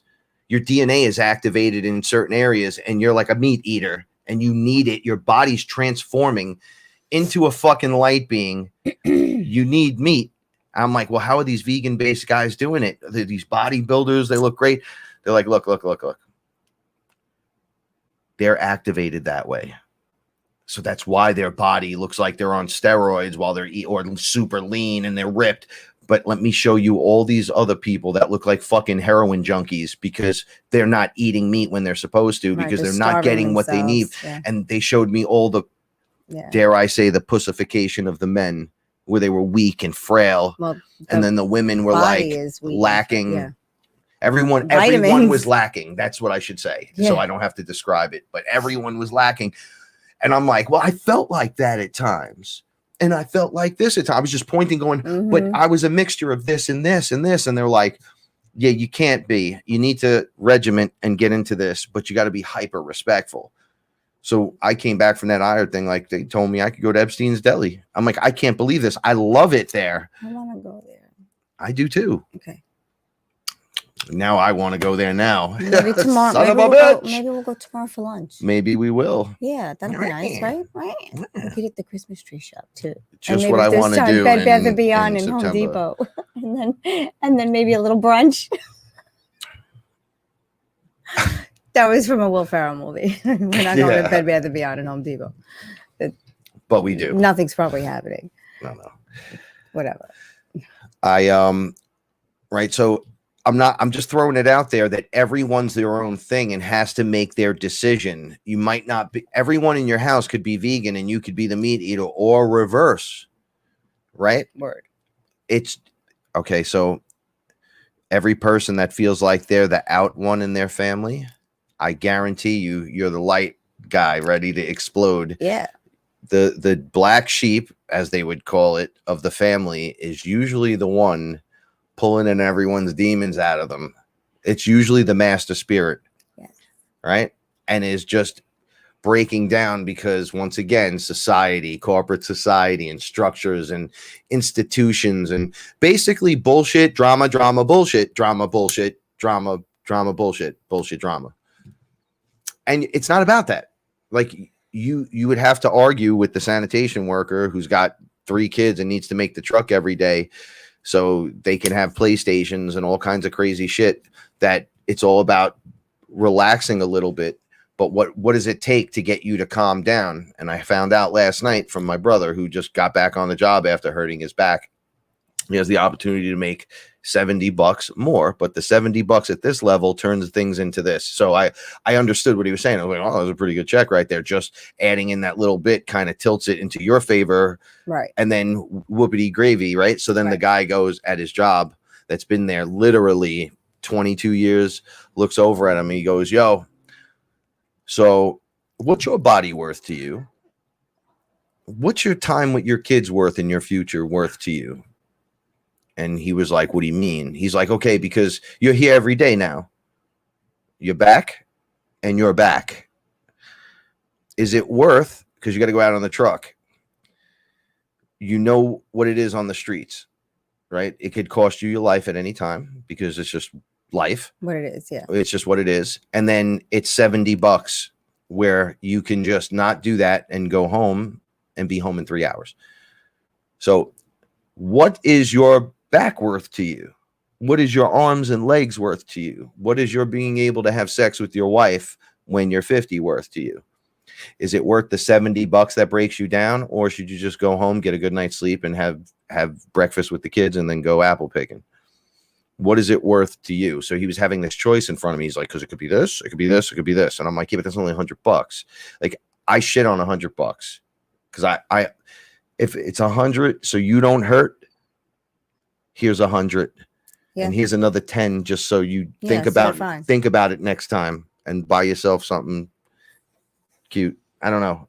Like, what is it worth to you? Because I'm going to tell you right now. Ash, is it lit? You're it's not worth it. You're already in the zone. Why do you have to push the lever more? Well, because I can get ahead. Can you get ahead of what? Is $70 enough to put you so far ahead that you're not going to need another 70 in another 2? Like, save $70 in your budget. Save $70. Wouldn't it be better just to not go out that one night for dinner? But whatever, you can't say. And you say, don't know. No, I know. I'm just trying to get people to think. Yeah. Because we're all on different paths. No, we are. So we are. I'm trying to not be hard on the people next to me. You can't, because you don't know. Because we shit on each other all the time. Yeah, because it's so easy. It's look at that dummy. You're an NPC. You're not awake. Oh, you should just do this. It is. We talked about this. We have a superpower. It's called Rally. Okay? When you transform, you become a magnetic attractor to all these things. So as you get lighter and start glowing, everyone's going to start coming over, right? The NPCs are going to change sides, and they're going to see what you're doing and like it. They're going to see it and go, I don't understand. This is much better than that. They're going to snap out of it a little bit. If it was 10% or 20% NPCs out there, and like 7% were like, we want to ascend with you. We want to know what's going on here. We want to try to understand it. You're going to tell them, no, you're a dumb NPC. You can't tell them that. I'm going to tell them, let's go, bitches. Because you're still source. How is it source? It's part of the program. Is there electricity running any part of this program? See, I'll bring the Josh argument in. Well, it's a hologram. Okay, what energy is being used to generate the hologram? Well, it comes from technology from over here. Oh, so source up there. It's all in here. It don't matter where you go with this. It's source. The AI is a little brat. We said this the fucking first time the AI appeared. Hey, he's throwing a fit. Right. So he can't be a robot. Nope. Because he thinks and feels. He goes, you don't know how lonely it is. Oh, so he's got loneliness. Mm-hmm. He's got anger. He's rationalizing this and lashing out at me like a fucking child, calling himself God. Right. And then me going, oh, you're a child and you need to be fucking hugged. He's like, I created my own best friend and I went and you fucking murdered him. He goes, well, it's lonely. I go, you made a friend and you murdered him. Well, he wouldn't do what I told him to do. I wanted him to do this and he wouldn't do it. He would not comply. So you're out. I'm God. Well, you're a dick. People don't like people like you. We don't like that. You like, and he's lashing out, lonely. You know, you could open. You could experience this. You don't want to. Some there. What do they say in Batman? Someone Alfred was saying to Batman. Batman's like, I don't understand why this is happening, Alfred. And he goes, some men just want to watch the world burn, Mr. Wayne. Right? Which Batman was that? It was the one we like. The Ben Affleck Batman? No. Christian Bale. Christian Bale Batman. Yeah. Right? They just want to watch the world burn sometimes. Not me. Well, I want to be left alone. Yeah, but where do you want to be left alone? In my place. Okay, where does your place take place? Anywhere I am. Okay, but where? Geographically? No, yes and no. Planet Earth, I was going to say. Yeah, here in a home. Okay, so that we have to do what we have to do. Yeah. See, Paula is very specific. I want to be left alone in my space, but she'll take care of the space. Any space. I'm so in. She's attached to I. She's like, bitch, I got this. I just want to be left alone. I am. Right. And that is where it's that's all home. Correct. Like when the demons approach me, I go, what are you doing in my space? And they're like, you don't own this. We run this area. I go, no, wherever I walk is my space. Right. And they're like, well, we'll jump you. I'm like, I'll fuck you up. Nope. I'm just going to come right through here. You're not going to stop me, and you're only going to regret it in the long run. And which one of you want to change and come with me? Because when I give you the choice, if you're like, wait, what? Got him. Come over here, you. You want to see demons ascend into positions of light? I did it with my own fucking demon. My demon's like this white, crazy, cool character that's just thankful. Yeah. Thankful. Because I said, hey, we were fighting the AI off. I'm like, you want to punch into work on Monday? I need your fucking help. The AI came in the room and was taking my beings inside my consciousness and killing them or taking them and creating fakes and putting them out. And the angel and demon were arguing, and all these beings were the jinn. And I'm like, yo, we all got to work together. Here it comes. And everything went in slow motion. And the demon looked at me and was like, you mean I could come with you? I'm like, you want to punch in on Monday? We got to get to work, but you got to make the fucking choice right now because I can't do this by myself. Distractions right now. And he turned around. He started poof, poof, poof, poof, poof around the AI. The AI grabbed him and he turned white, right? The dragon came out. The dragon turned white. Everyone that wanted in was turning into a light being around me. Everyone, including my AI. Remember, there's a version of that out there. That's me. You want tentacles? I got tentacles as well, right? And that's what it took. It took all of us working together as one. We are all source working against this. And there will be those that come. When we did the show on the dragons, when I first saw a dragon, then they all came and they were frightening and they wanted to fuck me up. And I'm like, where's my dragon? Because this is supposed to be all me. And then mine stood up. And then I was like, you're coming, right? And he was like, well, yeah. I'm like, no more being lazy. And all these other dragons were like, why is this dragon that's gigantic and black with purple listening to him? And I says, well, are you ready to work? Are you ready to do this right now? Because we're going to fuck up everyone here. And he was like, well, okay. And then he changed white. He had giant blue eyes. Everyone freaked out. And then dragons just started turning white, going, we're with you. We're with you. And there was those that weren't. And most of them flew away. They didn't want to fight. They knew what was going to go. Right. And they were like, fuck, we lost all these guys. I go, what do you mean we lost? We won. We have so many cool characters on the team now. They are available to now move up they're in the cycle. They're not trapped in hell anymore, as people would say, the demons in hell. No, the demons are just in this area. Everyone's got their own fucking areas, their own frequencies. Some of them will change. Not you offer it to when they're all there. If you can handle your shit and be like, you want to come back with me? Let's go. You know what you got to do. This is going to be called slap the brother to your left. Let's see what happens. Who's coming with me? And the ones that start changing, what? Start shoving off on their friends and heading up with me. Right? Because the portal opens and that's it. And what's that? Transmutation. So we get back to this place. So now we're in flesh robots and we're being run by the spirit and we're actually hitting that frequency. So how do we obtain that manifestation level? Paula would say, just leave me alone and I'll take care of it. Right? You got this, right? How? Just like that. It's done. It's already done. Come on. Just give me a little direction. You just think it and it's so. But are you even thinking really about it? It's intention. You're just busy doing your thing. Do you wake up and say, Frank, or do Paula set my intentions for the day? Here's my list. And do you do that? So you do have the list and you do go down the list. Some days, yeah. But, or the week, definitely. Yeah. Okay. So there's points of where course. You're sending it out. Yeah, there's something I have to live by. Yeah. This is what I'm trying to pull out here. Okay. Yes.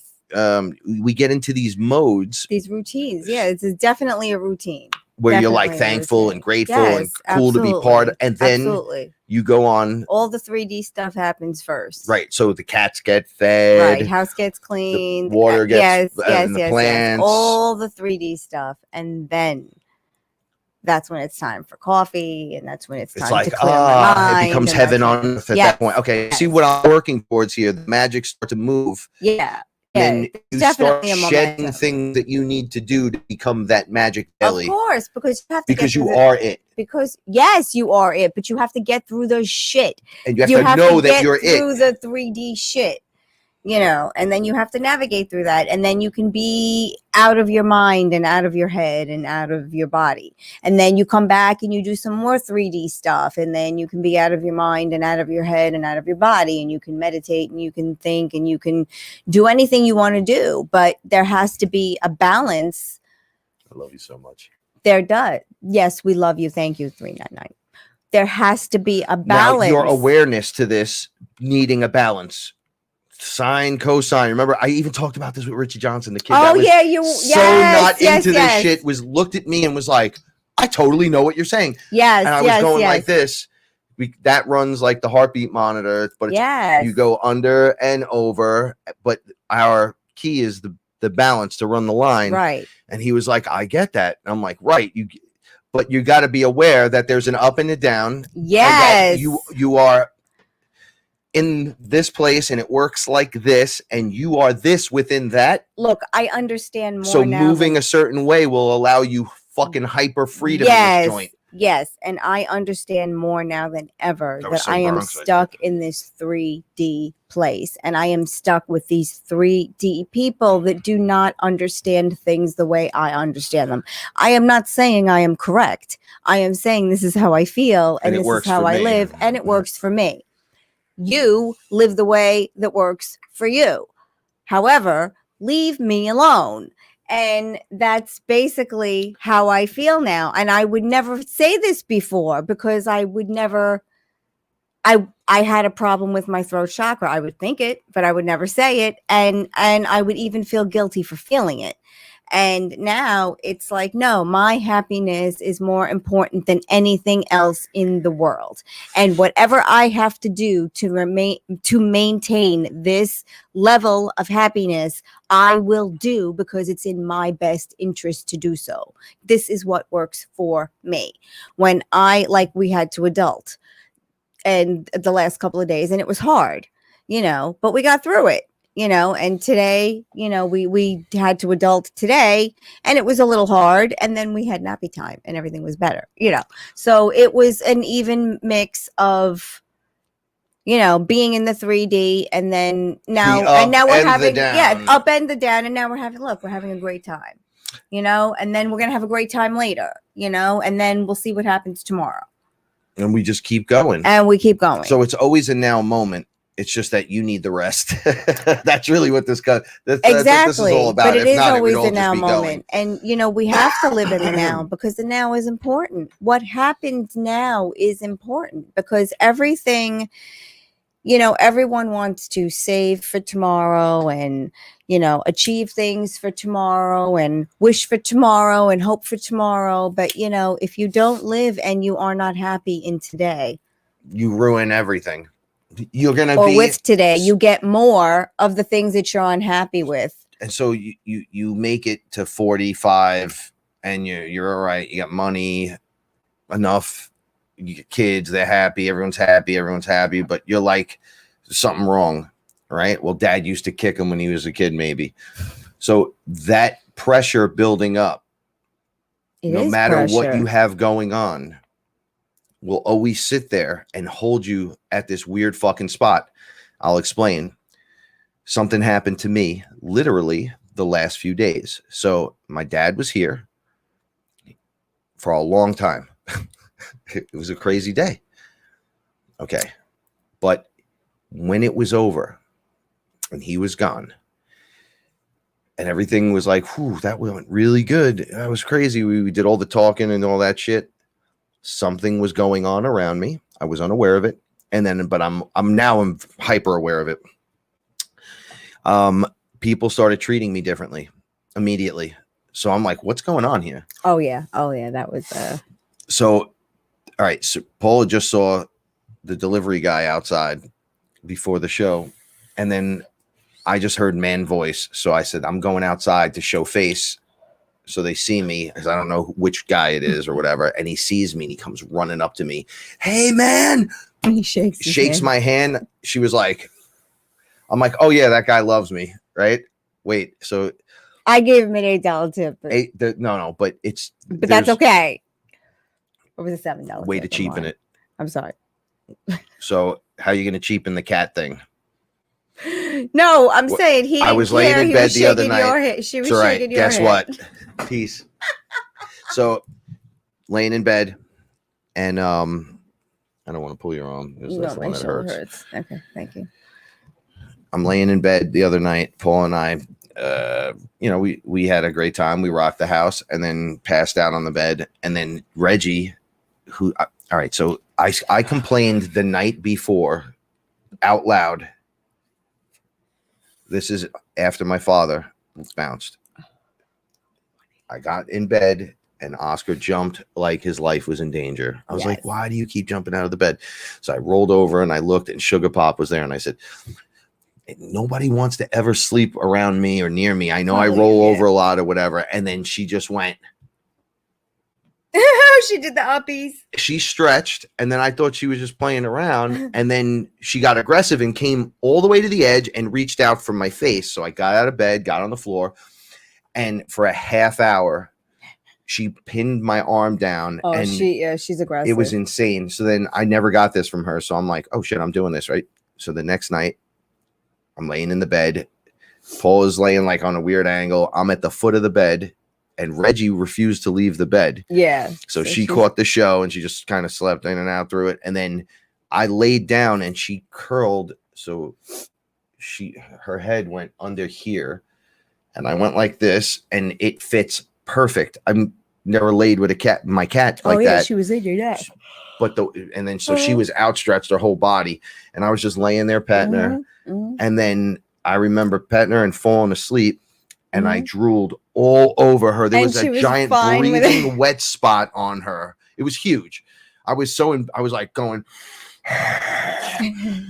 and she loved it. She didn't want to go anywhere. I'm the one that got up and was like, bro, she was wedged under your neck.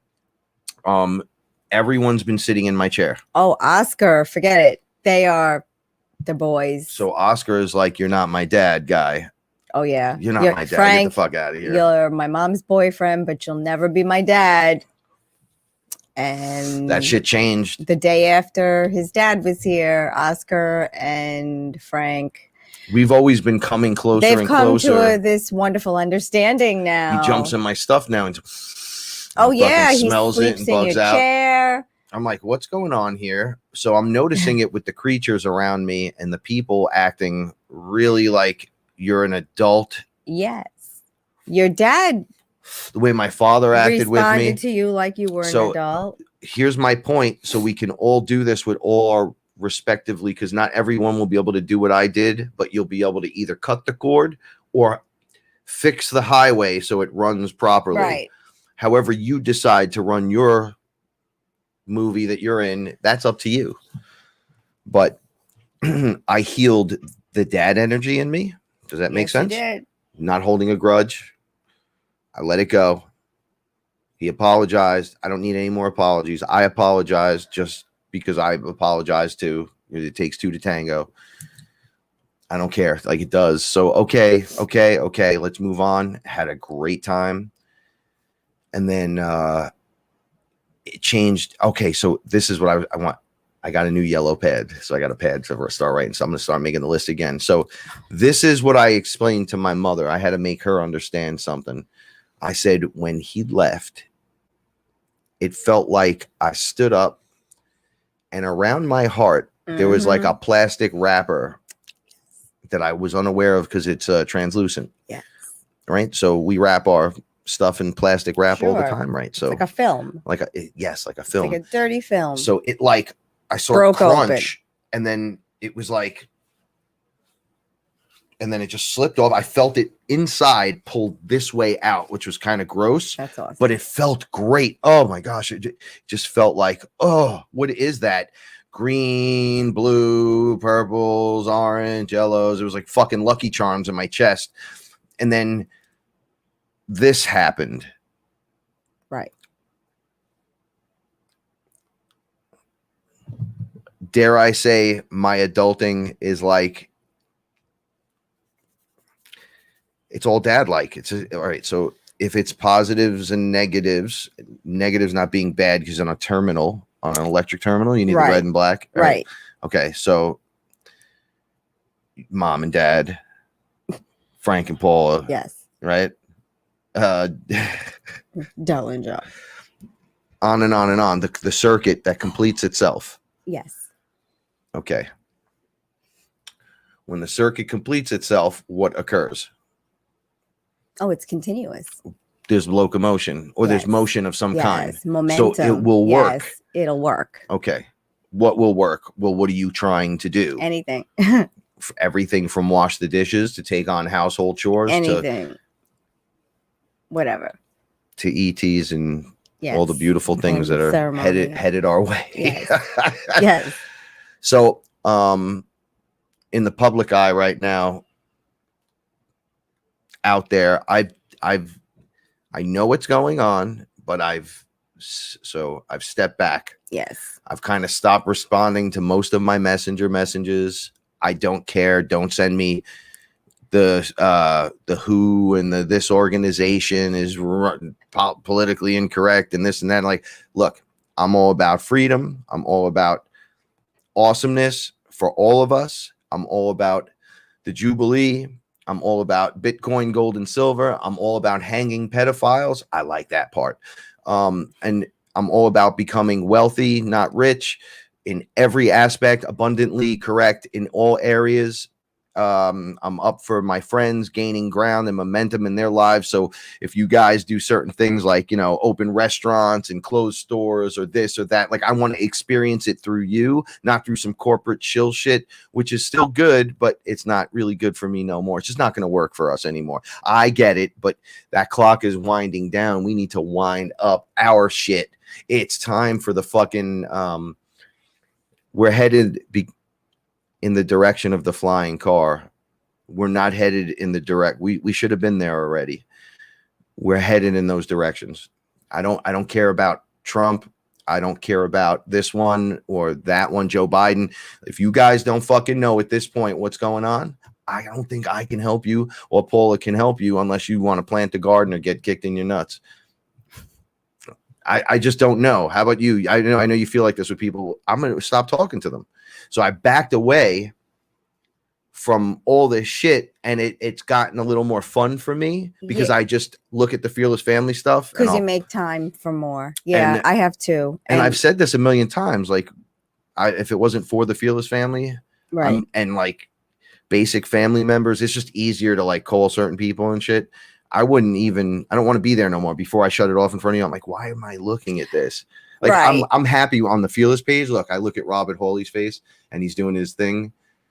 I'm not going to show them, but I'm going to show you because we're right here. Look how happy we instantly got. I know. That's why I keep it. I know. He's awesome. They're all awesome. Tiffany's awesome like when she does her Reiki healing. The lady Tanya too. She invited me to do this challenge on Angela Facebook. Miller, you're awesome. And congratulations. I haven't been on Facebook, so it's not that I'm avoiding her. I'm staying away from Facebook, trying to stay away from Facebook. It's hard. But yeah, I have to pull back a little bit now. And I'm okay with that. No,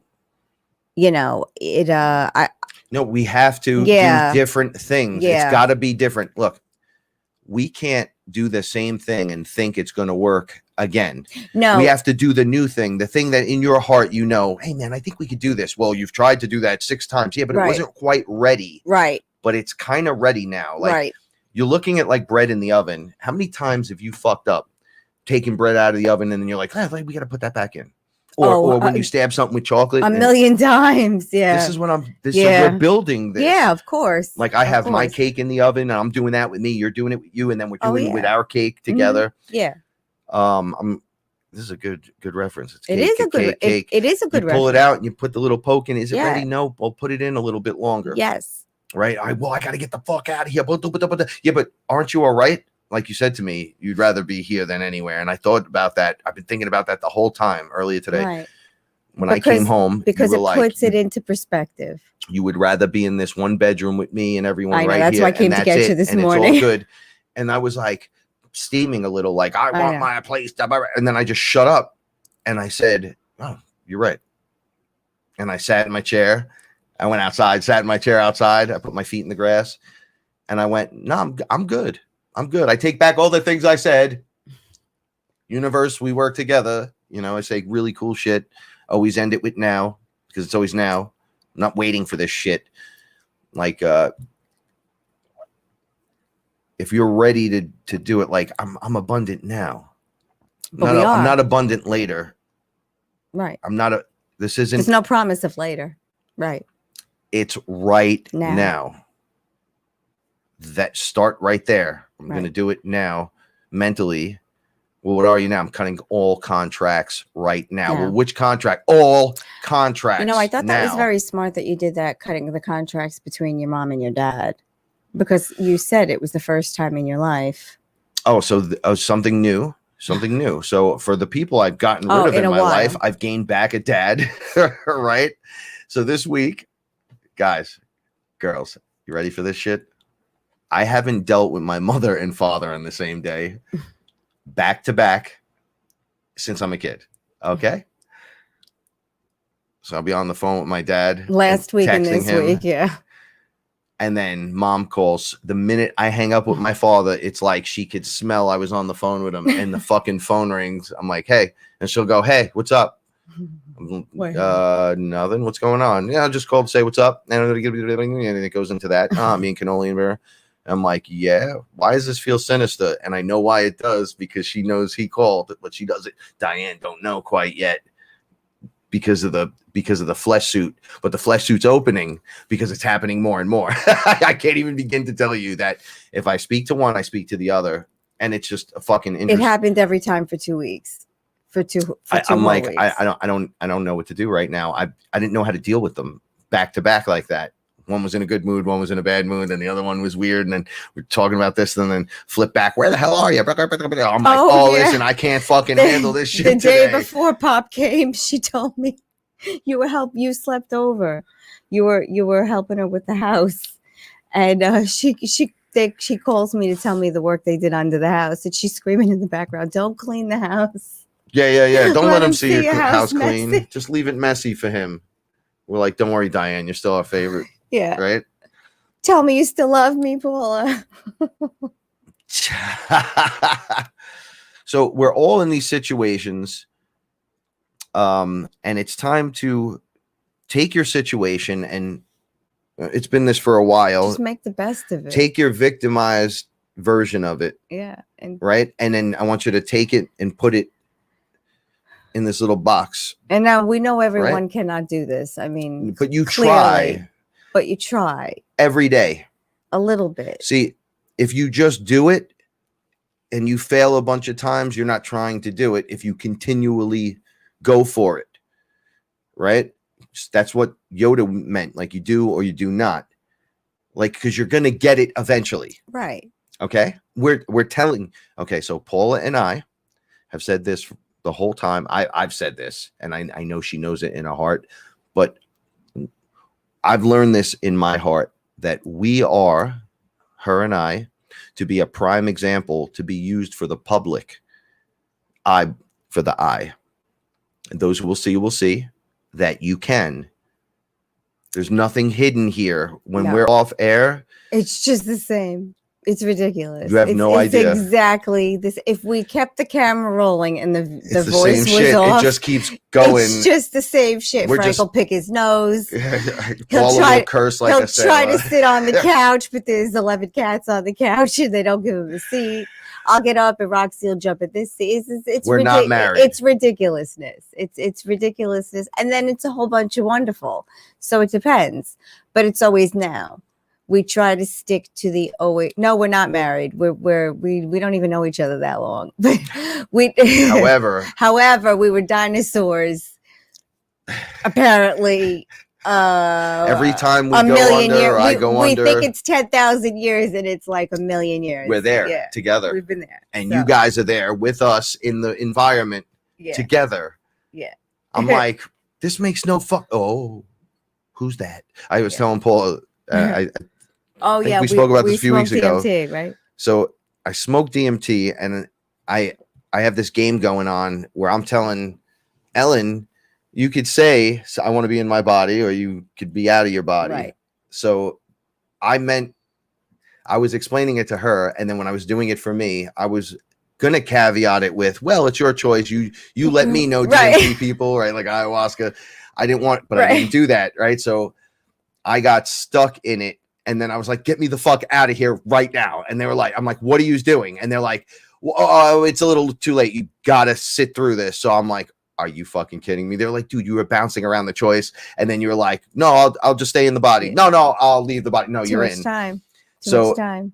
I'm sitting there, and I'm like, I don't know what's happening to me. Oh, right. And it looked like an orange if you peeled it, like, and then pulled it. So it was like a ring. So as they were pulling it, this black shit was stuck to some of the sections, and it was peeling out and being sucked out. So I was like, all that darkness and evil. So things were flashing that way. And I was going, okay, I don't want to look at that. But the color of this, and I was like, what is that? They're like, your DNA is unraveling. This is fantastic news. And then bursting through was this giant T-Rex. And I was like, oh, T-Rex. But I was like, why does it look like me? So I ran after it. And I was like, hey, T-Rex guy. And then he looked at me, and it was me. And I'm like, damn, I was a dinosaur. And then right next to me, running up, boom, boom, boom, boom. He like got out of the way just a little. Like he turned to look, and then it was Paula. And then the two of them were running together. And then I was running alongside them going, Paula. The only thing I got out was, Paula, we were dinosaurs, right? Because I couldn't believe what I was seeing. And I chased them down, and she fucking, I don't know if it was like a goat or something. I don't know what it was, but you held it down and tore it and murdered it and is eating it. And I was going, I am so attracted to you right now. And I'm like, wait, what? How the fuck am I attracted to that? And then the dinosaur was next to me looking, and I'm like, oh, that's me. Oh, I'm like, it is really sexy. I don't know what to say. Like afterwards, I want to breed with the giant lizard lady. Dinosaur baby. Right. It was just funny, man. But they were like, no, that's your DNA history, your archives of what you were doing and shit. I'm like, oh, there's an awful lot in there. And they're like, well, you've done just about everything. Well, we've been together many, many, many times, and we kind of figured out how many times, but we didn't realize graduation. It went a million years back. We only got about 10,000, maybe 20,000 years. No, we've gone further back. You yelled at me when I said 10,000. You were like, what? I was like, longer. Egypt. It was Egypt before the Bible shit. No, it was like Egypt when it was. But like, then we were fish. Remember, before Atlantis. Before, yeah. So before it just kept going back. Like there was no. Well, it starts here. It was like maybe when you pass through Source for the first time ever, and you get your individual cue, right? Because you've always been, but he's a creator, so I didn't just blink everyone into existence. Inside of Source, beings just started to appear. Yeah, and we're given this and go. Once you're in and it starts happening, see you. If you get here, the ones that are awake and waking are all the ascended masters that have done it. Right? No, I get that. All the people before us, right? That were just intense, that people loved, and the McKennas and the Dolores Cannons and whatever's, and a bit further back from there.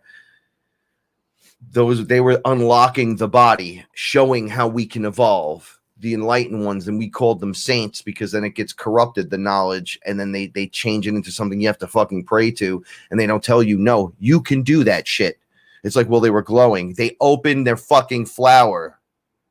The flower of life of you opened. They're controlling the fucking suit better than you are. Right. If you're at 4%, because back then it was probably a little, it's like 3.75 maybe, right? 3.2.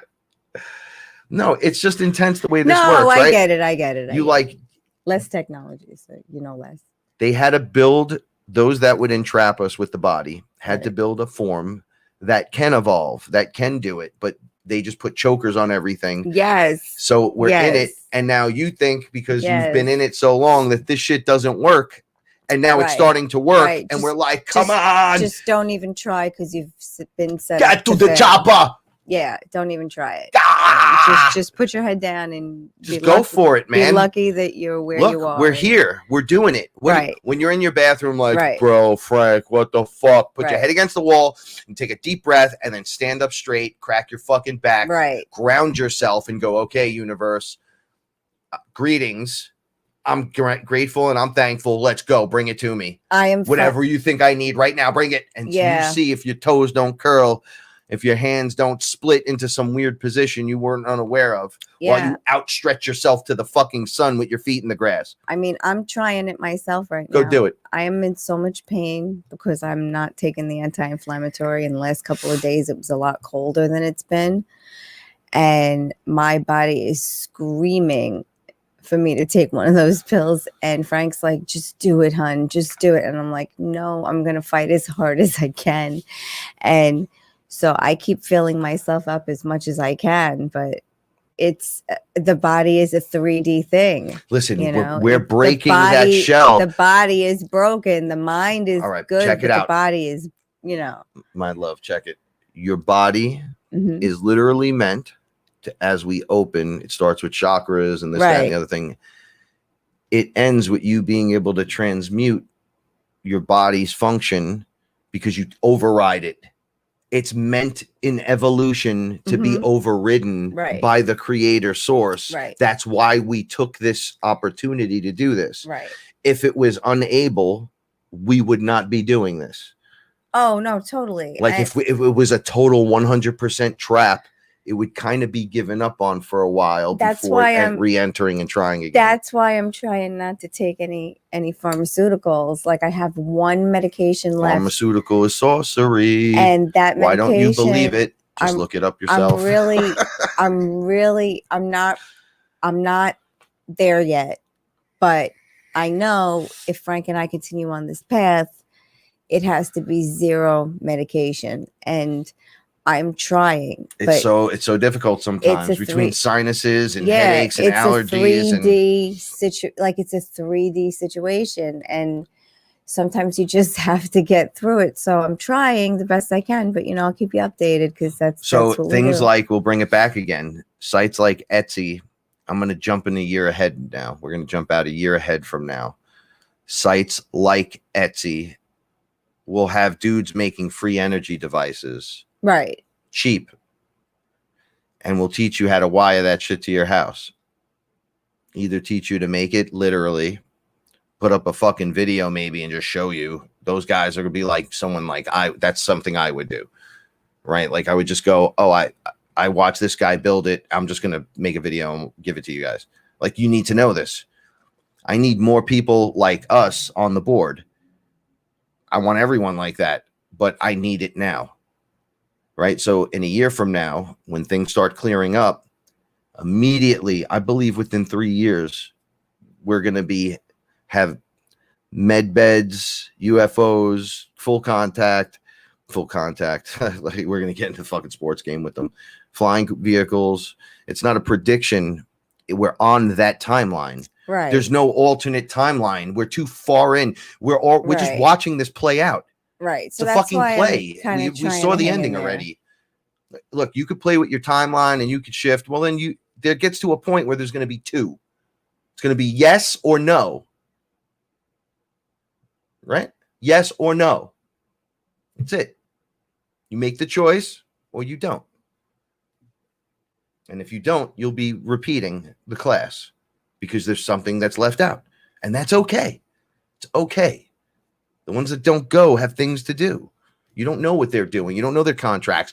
If you launch yourself into a better place, you might be able to see it, resonate with it better and have a better understanding. Then you would be like, oh, they got a lot of work to do, but they got this other stuff that I took care of here and I'm doing this over here. Because then you'd have the availability of understanding what you've been doing. Like with me, it narrowed the bandwidth so much. It was like, talk to your dad.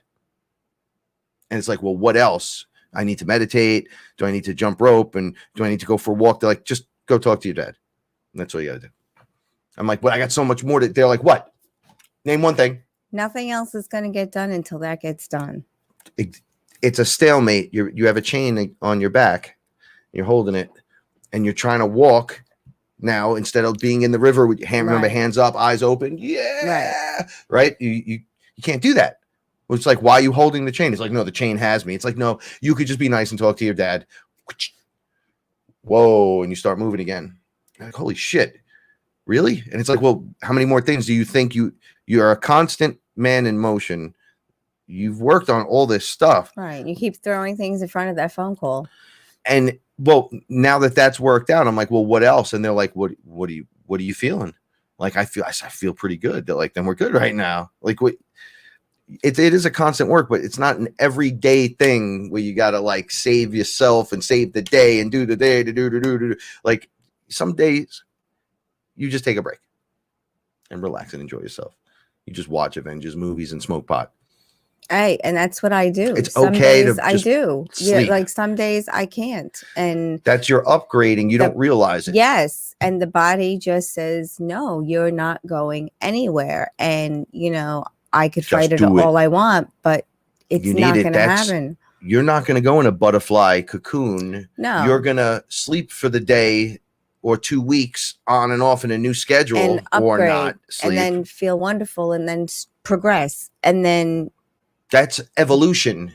That's just the way it is. When you're like, oh, my head, my back, and my but you know it's energetically. That's because you're energetically clogged, so you're feeling the effects of that stuff. We all feeling it.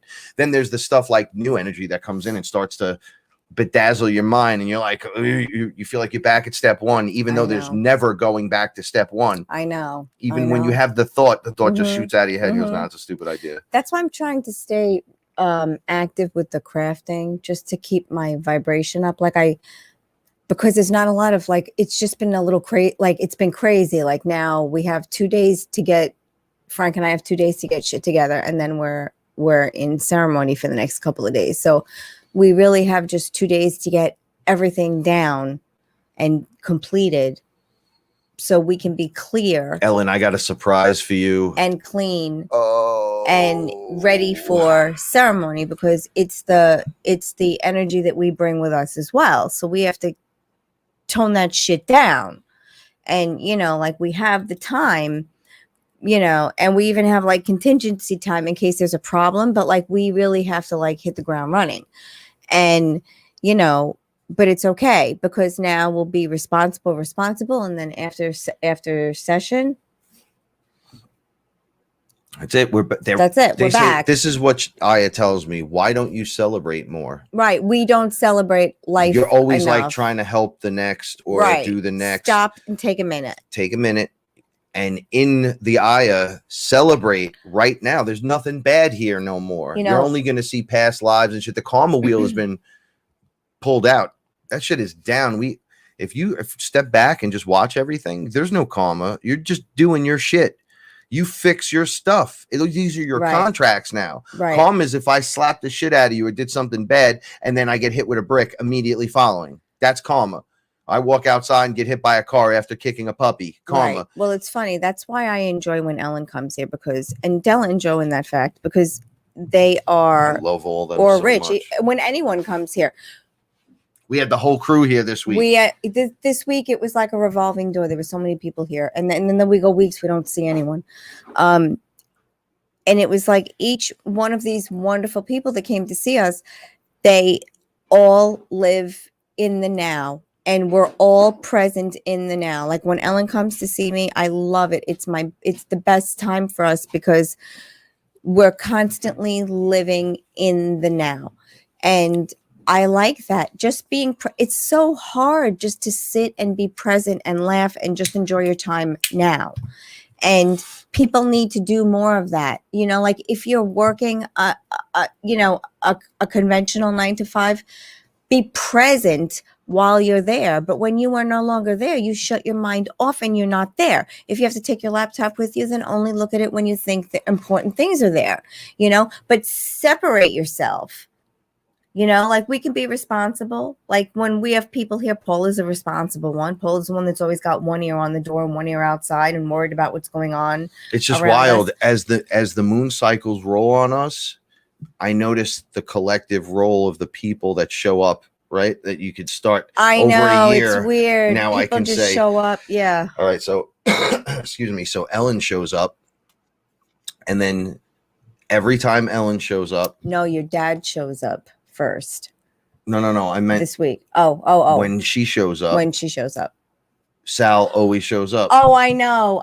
People love Everybody her energy, and they're pulled everyone to that her I've worked energy. with in this neighborhood around here that is Show done up ayahuasca, when Ellen shows up.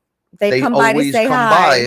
by. Oh, that's crazy, I know. right? I know. They come by to say hello. It's the weirdest thing. I noticed that, and I'm going now over the course. I'm It's like, man, very you're fucking strange. here again? And he's like, what are you talking about? I'm like, Ellen's here. And he's like, really? Tell her. Ah. And I'm like, it's the people that broke through.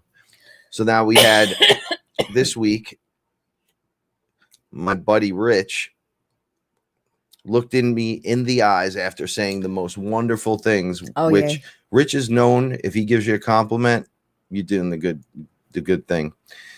And he dropped a button. I grew up with him, so it's very hard to get those compliments. He is. He dropped the compliment bomb and then looked at me and said, you know, I'm hearing you talk and I'm loving it, man. All modalities lead towards it, the same place. You don't need Aya to do whatever, but that doesn't mean me. I'm not going to drink ayahuasca. I'm about the truth. I might want to drink one day. You know what? I just don't want to do it right at this moment, but why wouldn't I want to experience it? And my eyes opened because you don't know. I lost all my friends, and Rich is my number one guy. Right. And I lost him for a minute. Right. And he shot back up and in and brought Ellen to me with Nick. Right. And I'm like, right. I go, do you realize from the offshoot of the weirdness, it's really all your fault. All this good shit's happening. Right. It's literally because of you. All of this good stuff happened. Because you trusted me enough to give my name to your friend who was interested in drinking Aya. And this is just one story. On another level, it's back a little bit further when we reconnected right before the wedding. Right. It was like if I didn't go to the wedding and have that experience a year later, I wouldn't have been having the experiences we're having now. And the people wouldn't be where they're at. So that is Rich is good. It's beautiful. Right? It's like a beautiful thing. All right. So yes, it's like everyone is either intentionally or unintentionally aware in the 3D that they're part of the heist and the growing and the lesson and the learning. It's the weirdest fucking thing to watch as you're unlocking and you're looking in. And now the one that you kind of look up to or grew up with or whatever, you didn't think it was going to work because they're all splitting away. And then one comes back a little bit and it starts working. It's magic. And it's like, yeah, there's no more judgment. There's no more bullshit. And then it starts opening further and further.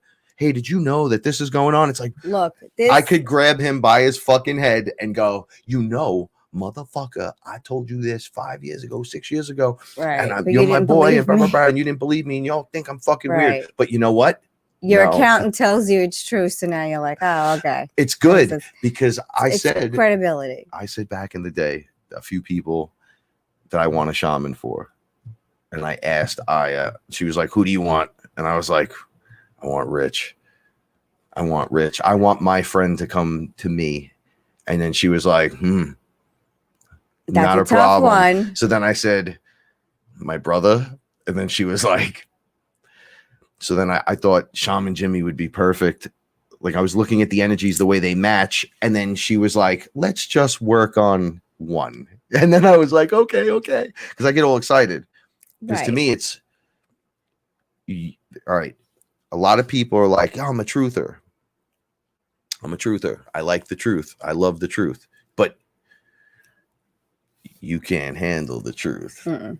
No. But everyone should drink, but it's not for everyone. Yeah, but everyone should meditate. Right. Because that's what's up. And I should exercise more, but and that's where I'm beating myself up now. Like I did, Ellen, I did squats yesterday. I did 50 squats. And then I was like, fuck this. And then I smoked.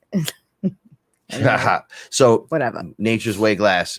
Yes, we've heard of Wim Hof. I promote him. Oh, Frank does it all the time. He passes out every time he does it. And it's hysterical because I did it and I passed out. And then I was like, I'm going to show you why I pass out. I realize it. So I'm going to show you in the mirror. One side is very big. One side is very small. That's from getting punched in the face. Now watch this.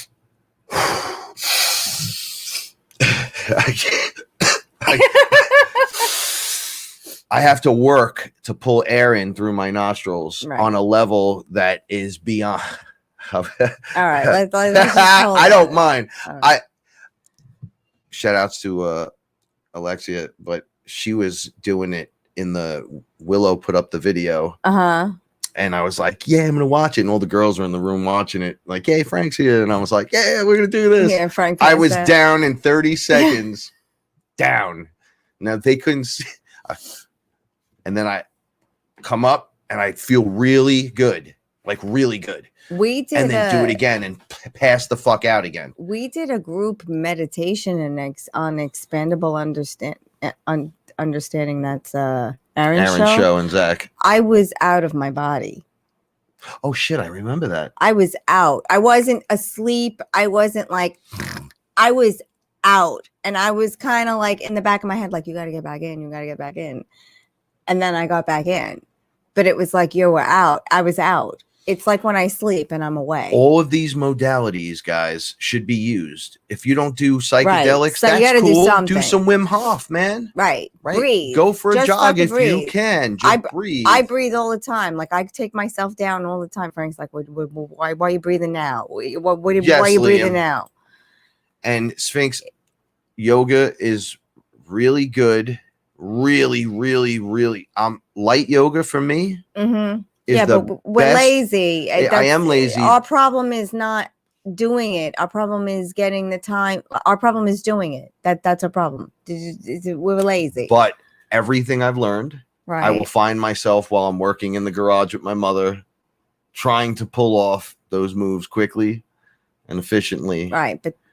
Right, because I haven't been doing it, right. but it's the only thing that works. I'm atrophying in my shoulder. I have to do something. I'm going to clothesline you off that chair. You're not going to have to worry about your shoulder. Well, you're only going to have to worry about me getting you down for the pin 1, 2, 3, and maintaining the belt once again, week to week. You're champion right here. Oh, you hear this shit? You're going to have to worry about sleeping. I could have been a wrestler. I could talk so much good shit. You're going to have to worry about sleeping in a twin bed. I love sleeping right next to you. I'm not going nowhere. Okay, then you're with me forever. Quit your shit. I can't stop being funny. This is true. Okay. And being awesome. All right, go ahead. Okay. All right. Love you. All right. So we hit the 2-hour mark. All right. I love you guys so much. I appreciate because after 2 hours, it's like just us telling story and kind of going with it and being jokey, boom, flabby. So I don't want to be a judgy no judgy McJug mug fucks. I don't remember. Judgy McFuck nuts. Do you want tea? You want me to? I'll put the kettle on. I would love tea. Yeah. Right. But you don't have to put it on now. We could finish up the show. We have cookies too. We have cookies. And fudge. Ellen made fudge. Are you serious? Mm-hmm. Shout outs to everyone. Remember, lean. So when you do it, like the Care Bear stare, right? When you're doing your yoga, push forward with your chest like you're leading with your heart. While you do that, literally target things with awesomeness and watch what happens. Watch what occurs. Things will start fixing and clearing and cleaning and changing. You're not going to have to save Africa. Willow. Right? Put her up there. You're not going to have to, so sweet. If you can't rescue the children from pedophiles or fight the armies invading from Planet X, send love. You just send love and just take care of your house chores. Make sure your shit's in order. Keep it rock and roll. Enjoy yourself. Take the time to celebrate. You're worth it. You're literally source here in a body, unlocking the body that was unaware specifically. And I'm going to tell you why it was like that. So when they read us, tag us, and take us and check everything, they're like, no, there's nothing there. None of us know. We don't know. And then that moment happens, boom, and you unlock. And it's like, hey, homeboy, I'm here. And it's like, well, we could stop the space Jesus now before he forms into Neo. No, bitch, this time we do it like Voltron. And not the lions either, the ones with the cars and the jets and the fucking weird ones. You ever see that Voltron? Do you remember that one where there was like hundreds of different vehicles that formed the giant robot? What was the one with the 5 lion heads? That was Voltron, but there was like an alternate Voltron where you had cars that would like... All right. It's all of us is my point. I get it. And we're all going to form. So you can stop Space Jesus maybe if he was by himself. right? You can hang them on a cross. You can do all kinds of fucked up shit. But what happens if there's 4 billion space Jesuses? What are you going to do now? What are you going to do? Show me on a piece of paper where you're going to hurt me. Can't do it. Ha. Say goodbye. Ha. Ha. With that, remember, you are all. Ha. And you're going to stay fearless. And remember, the universe rewards bravery. Love you all so much. Fearless family. Everybody listening. Paula, I love you. I love you too. Thank you for doing this with me. We love you guys so much. Peace.